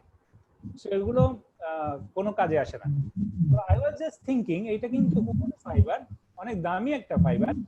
এটাকে যদি তুমি প্রসেস করতে পারো, প্রোটিন ফাইবার, এটা কিন্তু কাজে লাগানো যেতে পারে। সো আমি জাস্ট পরে যে ইয়াটার কথা বললাম, তোমার স্কিল সেটটার কথা বললাম, সেটা হচ্ছে ওই যে র মেটেরিয়ালস, মার্কেট, এই জিনিসগুলো নিয়ে তোমাদের আসলে দৃষ্টি থাকতে পারে এবং তোমরা দেখতে পারো যে আমাদের ক্লোজার মার্কেট, যেমন আমরা কিন্তু 18 কোটি মানুষের দেশ, আমরা প্রচুর কনজিউম করি, আমাদের অনেক নিড কিন্তু আমরা নিজেরাই সার্ভ করতে পারছি না। সো আমাদের এই মার্কেটের জন্য কি কি ধরনের প্রোডাক্ট ডেভেলপ করা যায়, আমাদের এখানে কি কি র মেটেরিয়ালস আছে, সেগুলোকে আরো কিভাবে কাজে লাগানো যায়, এই ওরিয়েন্টেড তোমরা চিন্তা ভাবনা করতে পারো, এই ওরিয়েন্টেড কাজ করতে পারো। যারা বিশেষ করে বিজনেস থিঙ্কিং আছে, যারা ছোটখাটো বিজনেস করতে চাও, তাদের এই থিঙ্কিং গুলো, এই স্কিল সেট গুলো ডেভেলপ করা উচিত। আমি এখানে দুইটা জায়গায় জোর দিয়েছি, একটা টেকনিক্যাল এরিয়াতে, সেটা হচ্ছে একটা হচ্ছে computer, digital marketing, digital related যেসব স্কিল গুলো সেগুলো, আরেকটা হচ্ছে কোন র মেটেরিয়ালস গুলো আমার এখানে অ্যাভেলেবেল আছে, কোন প্রোডাক্ট গুলো আমার এখানে অ্যাভেলেবেল আছে, ওই ওরিয়েন্টেড স্কিল সেট ডেভেলপ করাটা। আর অন্যান্য বিষয় তোমরা ক্লাসে তোমাদের অনেক জায়গায় অনেক লোকজন বলবে, আমি এগুলো টাচ করতে চাই না। আর এর আগে আমি বলেছিলাম যে জীবনের ব্যাপারে ভাবা দরকার, একজন ব্যক্তিত্ব হিসেবে গড়ে ওঠা দরকার। ইউথদের এই বিষয়টা যদি তোমরা গড়ে তুলতে পারো, তোমাদের জীবন অন্যরকম হবে। তো তোমরা নিজেদের ভিতটাকে শক্ত করো, একজন ব্যক্তি হিসেবে, মানুষ হিসেবে গড়ে ওঠো। তো সেটার জন্য কিন্তু কিছু ফান্ডামেন্টাল বেসিস দরকার, সেগুলোর জন্য কিন্তু সময় দিতে হবে, পড়াশোনা করতে হবে, যারা জানে তাদের সাথে সময় দিতে হবে এবং একটা প্ল্যান সেটার জন্য থাকতে হবে। এটা যদি করতে পারো, জীবনে ঝড় বাদল অনেক আসে, এগুলো তোমরা ওভারকাম করতে পারবে ইনশাআল্লাহ। আমাদের কিছু প্রশ্ন আসছে, সেখানে একটা হচ্ছে, যারা আমরা আগে শুনেছি বাংলাদেশের অনেক অর্ডার মিয়ানমার এবং পার্শ্ববর্তী দেশে চলে যাচ্ছে, এগুলো হচ্ছে করোনার পূর্ববর্তী। এই ক্ষেত্রে কি বাইরের কিরকম দৃষ্টিভঙ্গি কাজ করছে যে আমার দেশ থেকে অন্য দেশে নিয়ে চলে যাওয়ার? এবং এর সাথে রিলেটেড আরো একটা প্রশ্ন হচ্ছে, বর্তমানে অনেকগুলো ক্রয়াদেশ বাতিল হয়ে হয়ে গেছে অলরেডি আমাদের। তো ভবিষ্যতে চাচ্ছে যে চীনের পরিবর্তে অন্য কোনো দেশকে এসব সুযোগগুলো দেওয়ার জন্য। তো এক্ষেত্রে বাংলাদেশের কি কোনো অপরচুনিটিস দেখতে পাচ্ছেন কিনা? আমি এটা নিয়ে কিছুটা টাচ করেছিলাম একটু আগে। এখানে আমি একটু যদি বলি যে চায়না যে ফ্যাক্টর, এটা বেশ কয়েক বছর যাবত আমরা আলোচনা করছি যে চায়না ফ্যাক্টর, এবং আমরা বলছিলাম যে চায়না ফ্যাক্টরের ফলে প্রচুর অর্ডার বাংলাদেশে আসবে এবং বাংলাদেশ সেগুলোর জন্য প্রিপেয়ার্ড কিনা। পরবর্তীতে আমরা এটাও লিখেছি যে আমরা দেখেছি যে আসলে চায়না ফ্যাক্টর আসলে তেমন বাংলাদেশকে আসলে কোনো বেনিফিট দিতে পারেনি, অথবা বাংলাদেশ সেই বেনিফিট গুলোকে নিতে পারেনি। হ্যাঁ, সামনের দিকে এই গ্লোবাল ইন্ডাস্ট্রি একটা ব্যাপক পরিবর্তনের দিকে যাচ্ছে। এই ব্যাপক পরিবর্তনের একটা বড় একটা অংশ আমি তোমাদের একটু স্টাডি করা দরকার এইসব বিষয়ে, তাহলে তোমরা আরো ভালো বুঝতে পারবা। আমি কিছু আর্টিকেল বা কিছু এডিটোরিয়াল আমি লিখেছি আমাদের ম্যাগাজিনগুলো, লেটেস্ট ম্যাগাজিনগুলো একটু পড়লে তোমাদের কিছু ধারণা ক্লিয়ার হবে। যেখানে গ্লোবালাইজেশন নিয়ে কথা বলেছি, অ্যান্টি গ্লোবালাইজেশন ট্রেন্ড নিয়ে কথা বলেছি, এবং রিজিওনাল ভ্যালু চেইন বা সাপ্লাই চেইনের কথা বলেছি, গ্লোবাল ভ্যালু চেইনের কথা বলেছি। এগুলোর সাথে কম্পেয়ার করে আমি বলেছি শর্টার ভ্যালু চেইন গুলো ইজ রিস্ক ফ্রি এবং সেফার, এবং গ্লোবাল লম্বা লম্বা ভ্যালু চেইন গুলো ইজ রিস্কি এবং এখানে কোম্পানিগুলো বেশি বেশি এফেক্টেড হবে। সো আমাদের ইন্ডাস্ট্রি যেহেতু একটা লম্বা ভ্যালু চেইনে তৈরি, আমাদের ইন্ডাস্ট্রির রিস্কটা বেশি। এই জন্য আমাদের এত কিছু চিন্তা করতে হয়, কম্পিটিটরদের ব্যাপারে চিন্তা করতে হয়, কাস্টমারদের ব্যাপারে চিন্তা করতে হয়, র মেটেরিয়াল সাপ্লায়ারদের ব্যাপারে চিন্তা করতে হয়। তো এই জায়গাগুলোতে আমি চাই ফিউচার লিডার হিসেবে তোমরা আরো সেফার, আরো লেস রিস্কি ইন্ডাস্ট্রি গড়ে তোলার জন্য তোমরা কাজ করবা, অবদান রাখবা। এখন যদি এই প্রশ্নে আসি যে চায়না ফ্যাক্টর কি হবে, তো ওয়ান্স अगेन আমি বলি যে বিজনেস গুলো চলে বিজনেসের নেচারে, আর আমাদের এখানে সব যে গভর্নমেন্ট গুলো বা যে গ্লোবাল গভর্নমেন্ট গুলো, বিশেষ করে আমেরিকা সহ ইউরোপের গভর্নমেন্ট গুলো, তারা যখন করোনা ভাইরাসকে ডিল করতে পরিপূর্ণভাবে ব্যর্থ হয়েছে, তখন তারা তাদের এই ব্যর্থতার দায়ভার চায়নার উপরে চাপিয়ে দিয়ে নিজেদেরকে বাঁচানোর চেষ্টা করছে।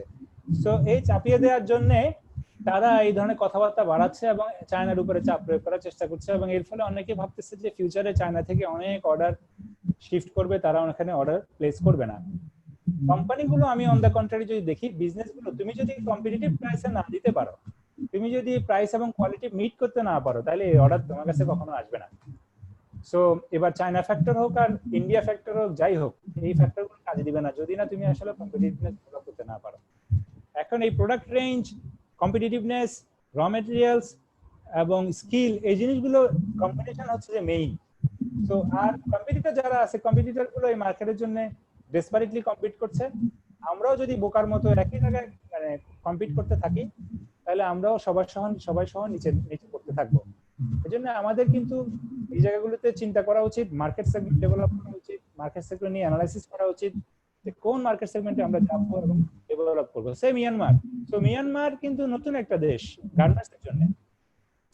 সো মিয়ানমার কেন আমাদের জন্য থ্রেট হয়? মিয়ানমার আমাদের জন্য একটা অপরচুনিটি হওয়ার কথা, কিন্তু আমাদের এই ভিশন না থাকার ফলে আমরা আসলে মিয়ানমারকে এখন থ্রেট ভাবা শুরু করেছি। তো মিয়ানমারে আমি কিন্তু ফ্যাব্রিক সাপ্লাই করতে পারতাম, মিয়ানমারে আমি অ্যাকসেসরিজ সাপ্লাই করতে পারতাম, র মেটেরিয়াল সাপ্লাই করতে পারতাম। মিয়ানমারে স্টিচিং ইন্ডাস্ট্রি বড় হলে বাংলাদেশ হয়তো খুশি হতে পারতো, কিন্তু বাংলাদেশে সেরকম কোনো ভিশন না থাকার ফলে এবং আমাদের ইন্ডাস্ট্রিগুলোকে সেভাবে অ্যালাইন না করতে পারার ফলে আমরা কিন্তু এই সুযোগগুলো নিতে পারছি না।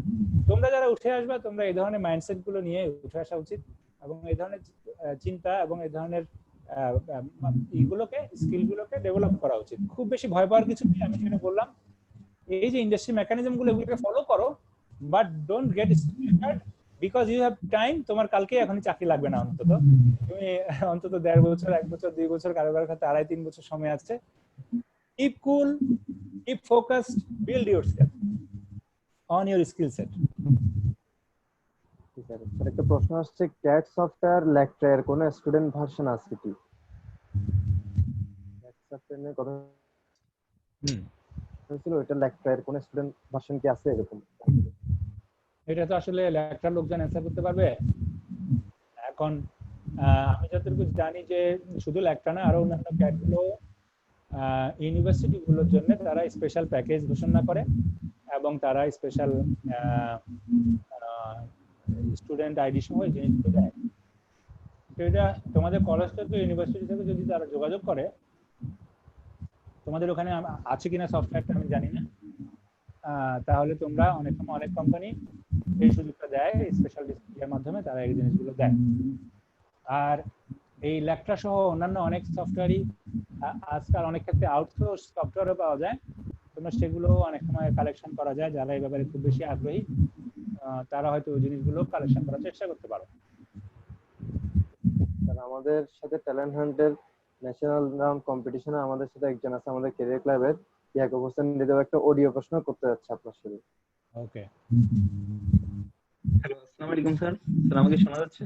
ওয়ালাইকুম আসসালাম। জি স্যার, আপনি যেটা বলছেন যে আমাদের বর্তমানে আমেরিকান বা যে ইউরোপ ইউনিয়নের বাজার মার্কেটটা তেমন একটা সুবিধা না, তো আমাদের যে লোকাল মার্কেটটা আছে এই লোকাল মার্কেটে আমাদের কতটুকু ফোকাস করা উচিত? কারণ আমাদের লোকাল মার্কেটটা অনেকটাই নিয়ন্ত্রণ করে যে ইন্ডিয়ান তারা। এই নিয়ে আমাদের একটা সেশনে একজন ইন্ডিয়ান ইন্ডাস্ট্রি এক্সপার্টও বলছিলেন যে আমাদের বর্তমান সময়ে আমাদের লোকাল মার্কেটে একটু ফোকাস করা দরকার। ট্রু। সো এই স্কোপগুলো আসলে খুঁজে দেখা দরকার, এবং উনি কিন্তু প্র্যাকটিক্যালি অনেকগুলো স্কোপের কথা বলেছেন, এবং আমরা অলরেডি এটার উপরে একটা আর্টিকেলও ছেপেছি কিন্তু উনার, এবং উনি একটা আর্টিকেলও লিখেছে এটার উপরে, অলরেডি তুমি অনলাইনে পাবা। আমি রিকোয়েস্ট করবো সেই আর্টিকেলটা পড়তে, তাহলে তোমাদের এই ব্যাপারে খুব কম্প্রিহেন্সিভ ধারণা হবে। এবং উনি ওখানে বলেছেন যে যেমন লোকাল মার্কেটে যে ব্যবহৃত হয় যে সুতাগুলো, এগুলো আমরা অনেক ইম্পোর্ট করে থাকি, ফ্যাব্রিক গুলো আমরা ইম্পোর্ট করে থাকি, গার্মেন্টসও আমরা অনেক ক্ষেত্রে তারপরে উনি এটাও বলেছেন যে যেসব মেশিনারি আমরা অনেক মোটা দামের টাকা দিয়ে আসলে ইম্পোর্ট করে নিয়ে আসি, এই ধরনের মেশিনারি গুলো আমাদের এখানে কিন্তু বানানো যেতে পারে। যে কেমিক্যালস গুলো আমরা অনেক মোটা দামের টাকা দিয়ে মানে ইম্পোর্ট করে নিয়ে আসি, আমরা কিন্তু এই কেমিক্যালস গুলো এখানে ম্যানুফ্যাকচার করতে পারি। এটা একটা মাইন্ডসেট ইস্যু। আমার মনে হয় এখন বাংলাদেশে এই যে টেক্সটাইল শিক্ষা সহ অন্যান্য শিক্ষা এবং স্কিল সেটে মানুষের ক্যাপাসিটিতে আমরা কিন্তু অনেক দূর এগিয়ে আছি। তো আমাদের যেটা দরকার একটা ভিশন, এবং আমাদের গভর্নমেন্ট থেকে সাপোর্ট পাওয়া দরকার যে আমরা যাতে এই প্ল্যাটফর্ম গুলো তৈরি হয়, যাতে করে আমরা এই জিনিসগুলো এক্সপ্লোর করতে পারি, ফ্লোরিশ করতে পারি। তো এটা একটা বড় মার্কেট, 18 কোটি মানুষের দেশ, it's a huge market. So if you look at the medical textile, তো এখন যে করোনার বাস্তবতায় মেডিকেল টেক্সটাইল কিন্তু আমরা ইম্পোর্ট করতে হচ্ছে, একেবারে কিট থেকে শুরু করে তোমার পিপি থেকে শুরু করে মাস্ক থেকে শুরু করে অনেক কিছুই আমাদের কিন্তু ইম্পোর্ট করতে হয়। আর যদি আমরা কিছুটা বানাইও এখানে, আমরা কিন্তু র মেটেরিয়ালস এনে আমরা এখানে স্টিচিং করি, র মেটেরিয়ালস গুলো কিন্তু আমরা ডেভেলপ করার মতো ক্যাপাসিটি আমরা অর্জন করতে পারিনি এখনো, এবং আমাদের চেষ্টা থাকা উচিত আসলে এই জিনিসগুলো ডেভেলপ করার চেষ্টা করা। তো এই জিনিসগুলো নিয়ে কাজ হওয়া উচিত, এখানে ইনভেস্টমেন্ট হওয়া উচিত, এবং এখানে গভর্নমেন্টের সাপোর্ট থাকা উচিত। এবং তোমাদের এক ধরনের যদি দৃষ্টি থাকে, স্টাডি থাকে, তোমরাও এগুলো নিয়ে কাজ করতে পারো, এবং ছোট ছোট বিজনেস অপরচুনিটি তৈরি হতে পারে জায়গায়। আমাদের ক্লাবের একজন বলল, তানভীর চৌধুরী হিমেল, যে how do we overcome the huge loss in this sector created by this pandemic? Well, এই যে লসটা আমি যেটা বলছিলাম, এখানে বড় ফ্যাক্টর হয়ে গেছে এখন আসলে short term to medium term cash flow management. So এই short term to medium term cash flow management করার জন্য যদি কেউ থেকে থাকে যে এই ব্যাপারে ওষুধ কি, হ্যাঁ এটা অনেকটা করোনার ওষুধ কি, এটার ব্যাপারে জিজ্ঞেস করার মতো। এখন আমরা জানি যে ডোনাল্ড ট্রাম্প তোমার হাইড্রোক্সিক্লোরোকুইন খাচ্ছে, হ্যাঁ, তো অনেকটা এরকম এটার ওষুধ। এই জন্য আমাদের দেশে আমরা দেখি যে আমাদের দেশ বা বিভিন্ন দেশে সবাই টাকা ছাপতেছে, তো টাকা ছেপে এই প্রবলেমটা দূর করার চেষ্টা করছে, কিন্তু টাকা ছেপে প্রবলেম দূর করা যাবে না যতক্ষণ পর্যন্ত না তুমি রোটেশন অফ মানি এটাকে না বাড়াতে পারো, অথবা সার্কুলেশন অফ মানি এটাকে না বাড়াতে পারো। অর্থাৎ বিজনেস অ্যাক্টিভিটিস গুলোকে তুমি বা প্রোডাকশন অ্যাক্টিভিটিস গুলোকে তুমি যদি রক্ষা না করতে পারো, তাহলে ইকোনমি টিকবে না। সো এই জন্য যেটা দরকার সেটা হচ্ছে যে যথেষ্ট প্রোটেকশন সহ এই ইন্ডাস্ট্রি গুলোকে চলতে দেয়া, এবং যথেষ্ট প্রোটেকশন সহ এগ্রিকালচারকে চলতে দেয়া, এবং মোটামুটি যে বিজনেস অ্যাক্টিভিটিস গুলোকে রান করা। এখন প্রোটেকশনের জন্য কি কি করা দরকার? You should do that. You should increase the testing, you should increase the health system, এবং ক্যাপাসিটি বিল্ড আপ করা হচ্ছে যাতে ট্রিটমেন্ট, আইসোলেশন, এই ফ্যাসিলিটিস গুলো বাড়ানো যায়, অসুস্থদেরকে সুস্থদের থেকে আলাদা করে ফেলা যায়, এবং সুস্থরা যাতে কাজ করতে পারে, এই কাজ করার সুযোগ তাদেরকে করে দিতে হবে। এখন প্রবলেম হচ্ছে যে তোমরা ইউথ, আমরা বেশি আলহামদুলিল্লাহ এখনো সুস্থ, আমাদেরকে বন্দি করে রাখলে কিন্তু কি হবে, আমাদের যে পটেনশিয়াল এগুলো নষ্ট হবে। এই জন্য যেটা করা দরকার, যারা অসুস্থ আছে এদেরকে টেস্ট করে সেপারেট করা উচিত এবং তাদের ট্রিটমেন্টের ব্যবস্থা করা উচিত, আর সুস্থদেরকে কাজ করতে দেওয়া উচিত, এবং এর ফলে কিন্তু লস ওভারকাম করা সম্ভব। এবং কোম্পানিগুলোকে লকডাউন করে লোন দিয়ে টাকা চেপে কয়দিন চালানো যাবে? আজকে আমরা দেখতে পাচ্ছি যে অনেক ফ্যাক্টরি নিউজ আসতেছে, আমাদের মেসেজ আসতেছে যে তারা তাদের অপারগতা প্রকাশ করতেছে। এবং তোমরা জানো যে ডেনিম্যাক্স পরে যে মুস্তাফিজউদ্দিন, উনি কান্নাকাটি করতেছে যে উনি আসলে স্যালারি দিতে পারেনি। উনি একা নয়, এরকম অনেক ফ্যাক্টরি কিন্তু স্যালারি দিতে পারেনি। এর ফলে কি হবে, যে লোকটা চাকরি করেছে এতদিন, সে টাকাটা না পাওয়ার ফলে সে বাচ্চাদের জন্য জামা কাপড় কিনতে পারবে না, বাসার জন্য বাজার করতে পারবে না। এর ফলে কি হবে, যে দোকানদার জামা কাপড়ের ব্যবসা করে, যে হচ্ছে যে চাল ডালের ব্যবসা করে, সে কিন্তু টাকাটা পাবে না। অর্থাৎ তাহলে কতগুলো ফ্যামিলি এফেক্টেড হচ্ছে, চিন্তা করে দেখো। তো এই জন্য এই circulation of economy, circulation of money যদি তুমি নিশ্চিত না করতে পারো, তাহলে কিন্তু তুমি ইকোনমিকে রক্ষা করতে পারবে না। সো এই জন্য আর্জেন্ট বেসিসে আমাদের সরকার সহ অন্যান্য দেশের সরকারগুলোরও এই ব্যাপারে একটা ক্লিয়ার সিদ্ধান্তে আসা উচিত এবং ক্লিয়ার এফোর্টে আসা উচিত, যাতে করে ইকোনমিক অ্যাক্টিভিটিসকে জিয়ে রাখতে পারে। শুধু টেক্সটাইল গার্মেন্টস ইন্ডাস্ট্রির কথা বলছি না, টেক্সটাইল গার্মেন্টস ইন্ডাস্ট্রিকে তুমি যদি আলাদাভাবে দেখো, এটা ভুলভাবে দেখবা। কিন্তু টেক্সটাইল গার্মেন্টস ইন্ডাস্ট্রির সাথে আমি যেটা বললাম, মার্কেটের যে দোকানপাটগুলো আছে এখানে যে বিক্রি কমে যাওয়া, বেড়ে যাওয়ার সাথে সম্পর্ক আছে, ব্যাংকিং সেক্টর, ফাইন্যান্সের সাথে সম্পর্ক আছে। সো এই জন্য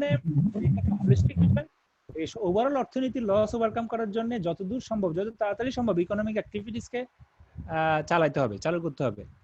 তার মানে এটা নয় যে আমি বলতেছি যে জীবনের বিনিময়ে আসলে ইকোনমিক অ্যাক্টিভিটিস চালানো, আমি কিন্তু এটা বলিনি। তো জীবনকেও প্রোটেক্ট করতে হবে, জীবিকাকেও প্রোটেক্ট করতে হবে, এবং এটা খুব কঠিন কাজ না। সো এই যে করোনা ভাইরাস কিন্তু মানে ওইরকম লাইফ থ্রেটিং ভাইরাস না, আরো অনেক লাইফ থ্রেটিং ভাইরাস আমরা দেখেছি। কিন্তু এখানে তুমি যদি টেস্ট বাড়াতে পারো, আমাদের এখানে দেখো তুমি, আমাদের এখানে কিন্তু একটা কম দামি টেস্টিং প্রসেস আমরা ডেভেলপ করেছি। সো এই ধরনের টেস্টিং প্রসেসগুলোর মাধ্যমেও যদি আমরা অনেক বেশি টেস্ট করতে পারি, তাহলে কিন্তু আমরা সুস্থ অসুস্থদেরকে আলাদা রেখে, অসুস্থদেরকে কোয়ারেন্টাইনে নিয়ে তাদের ট্রিটমেন্টের ব্যবস্থা করে আমরা কিন্তু সুস্থদেরকে মানে সহজেই ইকোনমিক অ্যাক্টিভিটিস গুলো রান করতে দিতে পারি। সো এর ফলে অনেক প্রবলেম আসলে দূর হয়ে যাবে।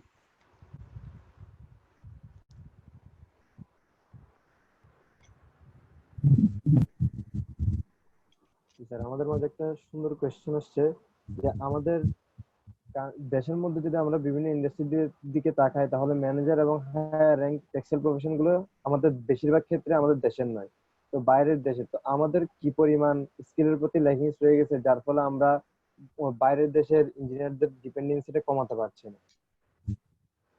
এটা আমি মানে একটু অ্যানসার করেছি, ওই জায়গাগুলোতে অ্যানসারটা আছে যে টেকনিক্যাল স্কিল। তুমি যদি দেখো, বেশিরভাগ লোকের সাথে যদি কথা বলো, ইন্ডাস্ট্রির লোকজন, তারা তোমাকে বলবে যে টেকনিক্যাল স্কিলে আমরা কিন্তু যথেষ্ট স্কিলফুল, কিন্তু আমরা ম্যানেজারিয়াল এবং টপ লেভেল পজিশনগুলো আমরা নিতে পারছি না, কারণ আমাদের সফট স্কিল ভালো না, আমাদের কমিউনিকেশন, আমাদের প্রেজেন্টেশন, এই জিনিসগুলো ভালো না। এবং আমি কয়েকদিন আগে আমি কথা বলছিলাম নিটারের ছাত্রদের সাথে, তো সেখানেও আমি বলেছি যে দেখো, কমিউনিকেশন স্কিল এবং প্রেজেন্টেশন স্কিল এগুলো বাড়ানোর জন্য অনেকে যদি বলে থাকে এটা একটা কোর্স করতে হবে, এটা একটা ইংলিশ ল্যাঙ্গুয়েজ জানতে হবে, এখানে অনেক দামি দামি জামা কাপড় লাগবে, বিষয়টা কিন্তু তা নয়। বিষয়টা হচ্ছে যে তোমার কমিউনিকেশন স্কিল কখন ভালো হবে, যখন তোমার জীবনের প্রতি একটা দৃষ্টিভঙ্গি তোমার ঠিক থাকবে এবং তুমি একটা কনক্রিট বা একটা ফিক্সড দৃষ্টিভঙ্গি থেকে জীবনকে দেখো, দেন তুমি জীবন নিয়ে কথা বলতে পারবা। কথা বলার জন্য, কমিউনিকেট করার জন্য, নিজেকে জানানোর জন্য তুমি ভাষা একটা তোমার জন্য একটা একটা একটা একটা টুলস, তোমার যে গেস্টার আছে, তোমার আউটলুক আছে, এগুলো টুলস। এই যে আমরা ইউজ করছি, তোমার ইন্টারনেট ইউজ করছি, জুমের মতো প্ল্যাটফর্ম ইউজ করছি, এগুলো টুলস। এই টুলস গুলো তুমি ব্যবহার করবা, দিস ইজ ওয়ান অ্যাসপেক্ট, কিন্তু মূল অ্যাসপেক্ট হচ্ছে কি কথা বলতে চাও এটা তোমাকে জানতে হবে। তো যেমন আজকে আমি কথা বলছি, আমার কিন্তু চেহারা তোমাদের কারোর মতোই সুন্দর না, তাই না? তোমরা দেখতে পাচ্ছ আমার চেহারা কিন্তু মোটেই সুন্দর না, এবং আমার এখানে লাইটিং বলো টেকনোলজি বলো এত ভালো কিছু না, কিন্তু আমি কথা বলছি, তাই না? আমি কমিউনিকেট করার চেষ্টা করছি। এটা কি? এটা হচ্ছে বেসিক্যালি নলেজ। তো আমি যে পার্টিকুলার এরিয়া জানি এই বিষয়টা আমি কিন্তু অন্যদেরকে জানাতে পারি, এই জন্য নলেজ বিল্ড আপের বিকল্প নেই। তো যে কথাগুলো বলা হচ্ছে যে বিদেশিদেরকে হটাতে হবে, তাদেরকে রিপ্লেস করতে হবে, এটা একটা ন্যাচারাল প্রসেস। বিদেশি এখানে আসতে পারে, যে জায়গাগুলোতে গ্যাপ থাকলে সেখানে আসতে পারে। তোমরাও দেশের বাইরে গিয়ে কাজ করতে পারো, যেখানে গ্যাপ আছে অপরচুনিটি আছে, কিন্তু তোমাদের কনসেন্ট্রেট করা উচিত নলেজ বিল্ড আপে। এখন এই নলেজের একটা জায়গা হচ্ছে টেকনিক্যাল নলেজ, একটা বড় জায়গা হচ্ছে সফট নলেজ, স্কিল। তোমার লাইফের প্রতি স্কিল, তোমার জীবনের সবকটা বিষয়কে তুমি একই দৃষ্টিভঙ্গি থেকে দেখো কিনা, তুমি ইন্টিগ্রেটেড ওয়েতে দেখো কিনা, কিভাবে তুমি রিলেট করো, এই সকল বিষয় কিন্তু তোমার জানা দরকার। সো দেন তুমি আসলে নিজেকে একটা ব্যক্তিত্ব হিসেবে গড়ে তুলতে পারবা এবং তুমি কমিউনিকেট করতে পারবা অন্যদের সাথে। তো এই জায়গাটাই কিন্তু বিল্ড আপ করা উচিত। আমি জানি না আমি বুঝাতে পেরেছি কিনা, যতটুকু পারি এই সময়ের লিমিটেশন এবং টেকনোলজি লিমিটেশনে আলোচনা করলাম। আমি জানি না এরপরে যদি সুযোগ থাকে তো করবো, বা পরে আমার সাথে তোমরা যে কেউ প্রশ্ন থাকলে পার্সোনালি যোগাযোগ করতে পারো, আমি মনে হয়। প্রশ্ন করছে যে আমাদের ক্লাবের আশরাফুল ইসলাম, আপনি কিভাবে টেক্সটাইল টুডের এই পজিশনে আসার প্ল্যান করলেন? এই জায়গায় আসার পিছনে আপনার মূল রহস্যটা? এটা তো আসলে একটু লম্বা সময় লাগবে মনে হয় এটা বলার জন্য, বাট আজকে বোধহয় সময়ও খুব বেশি নাই, আমার 9:30টায় আরেকটা মিটিং আছে। তো তোমরা একটু আমাকে 9:30টার আগে ছাড়তে হবে, এটা হ্যাঁ। তো হ্যাঁ, তো বাট এই কোশ্চেনটা হয়তো অন্য কোনো এক সময় বলতে পারো, মানে বলা যাবে। বাট আমি আমার একটা ছোট্ট একটা ভিডিও আছে ওই যে ইউটিউবে, ওটাও দেখতে পারো, যে স্টোরি অফ টেক্সটাইল টুডে মনে হয় এই টাইপের একটা ভিডিও আছে, ওইখানে এটা নিয়ে একটু সংক্ষেপে বলা আছে। বাট আমি যদি বলি এমনিতেই আমার মূল একটা ঘটনা যেটা আছে, আমি জানি না সময় লাগবে বলার জন্য। আমাকে শুনতে পাচ্ছ? হ্যাঁ, শুনতে পাচ্ছি। হ্যাঁ, তো মূলত আমি একটা ফ্যাক্টরিতেও কাজ করেছি পাশ করে বের হওয়ার পরে, এবং ফ্যাক্টরিতে চাকরি করার পরে কিছুদিন চাকরি করার পরে, বছর খানেকের মতো চাকরি করার পরে আমি মার্কেটিং এ চাকরি নেই আর কি, সেলসে, কেমিক্যাল সেলস। তো এই কেমিক্যাল সেলসে চাকরি নিতে এসে আমি দেখলাম যে আমি নতুন মার্কেট ডেভেলপমেন্ট নিয়ে কাজ করছিলাম। নতুন মার্কেট ডেভেলপমেন্টের জন্য আমি 1 বছরের মতো কেমিক্যাল সেলসে ছিলাম। তো সেইখানে আমি দেখলাম যে মার্কেট ডেভেলপ করার জন্য যা যা কাজ করণীয় আমি সবই করেছি, অর্থাৎ ট্রায়াল করা এবং আমার প্রোডাক্টটাকে অন্যান্য প্রোডাক্টের থেকে বেটার প্রমাণ করা এবং টেকনিক্যালি প্রবলেম সলভ করা সহ নানান বিষয়। তো আমি বিজনেস পাওয়া উচিত, কিন্তু এরপরও আমি দেখি যে অনেক ক্ষেত্রে আমি বিজনেস পাই না। সো এই জায়গাটায় পরবর্তীতে আমি একটু সংক্ষেপ করি, এটা আসলে একটু সময় নিয়ে বলতে পারলে ভালো, ইন্টারেস্টিং গল্প। পরে আমি দেখলাম যে আসলে বিজনেস পাওয়ার জন্য শুধু যে টেকনিক্যাল সলিউশন গুলো আছে অথবা হচ্ছে যে তোমার প্রোডাক্টের প্রাইস কম কোয়ালিটি বেশি এটাই এনাফ না। আমি দেখলাম এখানে অনেক আনএথিক্যাল বিষয় এখানে আছে। সো তখন এই কাজগুলো করতে হবে আমাকে, যখন এটা আমাকে বলা হলো এবং ওইগুলো শেখানোর ব্যাপারে আমাকে করা হলো, তখনই আমার কাছে জিনিসটা স্ট্রাইকিং মনে হলো এবং আমি তখন সিদ্ধান্ত নিলাম যে এই কাজ আমি করব না।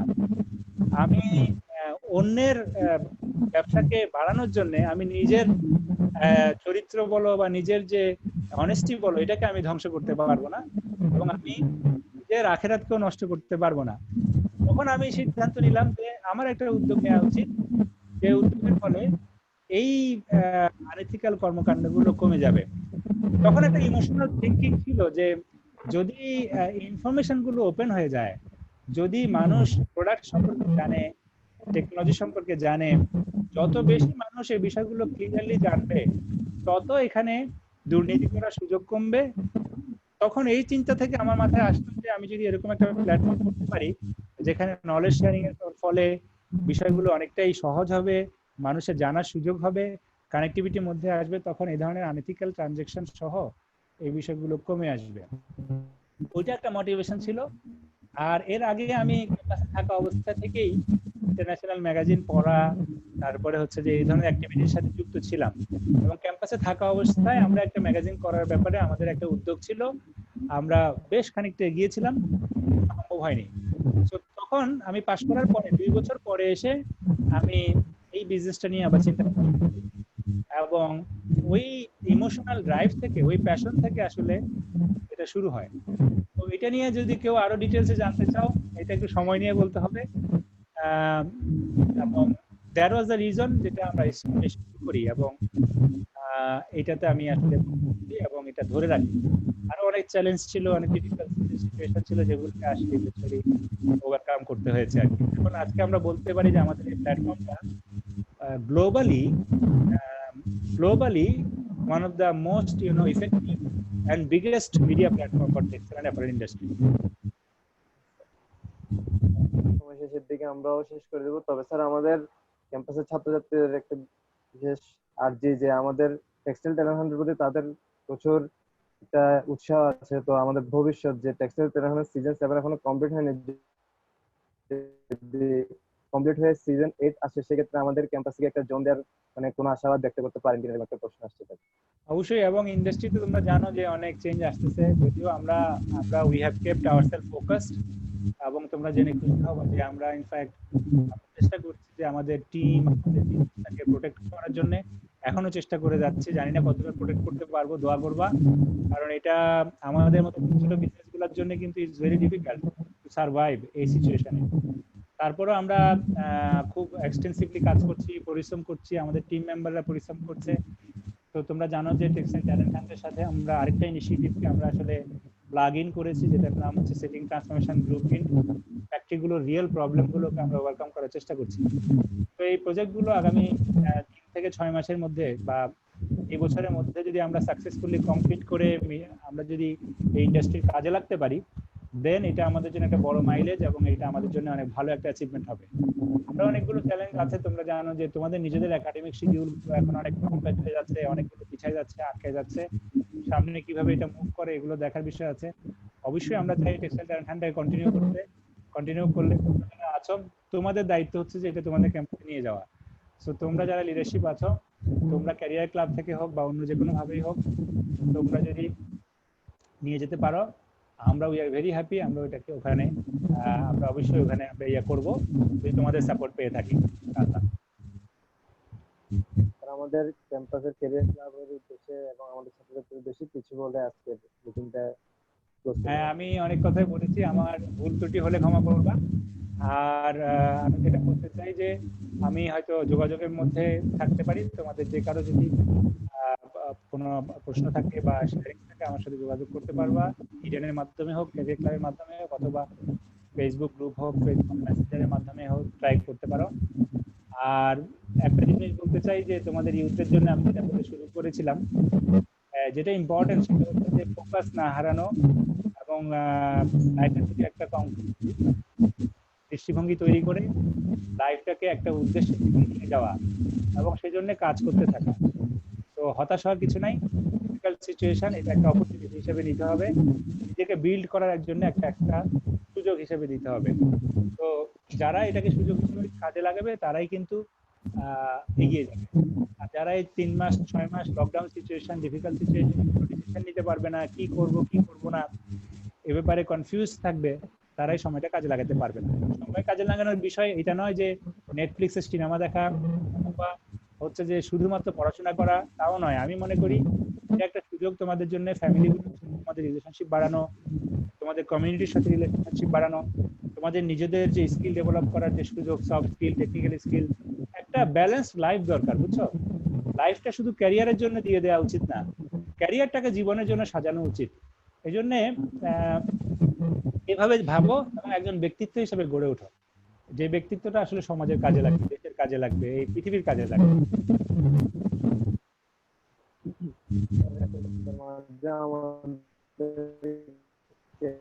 ক্লাবের ডাকে সাড়া দেওয়ার জন্য আপনাকে আবারও ধন্যবাদ। এবং আমরা ভবিষ্যতে আরো দেখতে পাই আপনাকে কাছে পাবো sir. Thank you Eden, thank you very much, ভালো থাকো, thank you for Yes, sir. Inviting.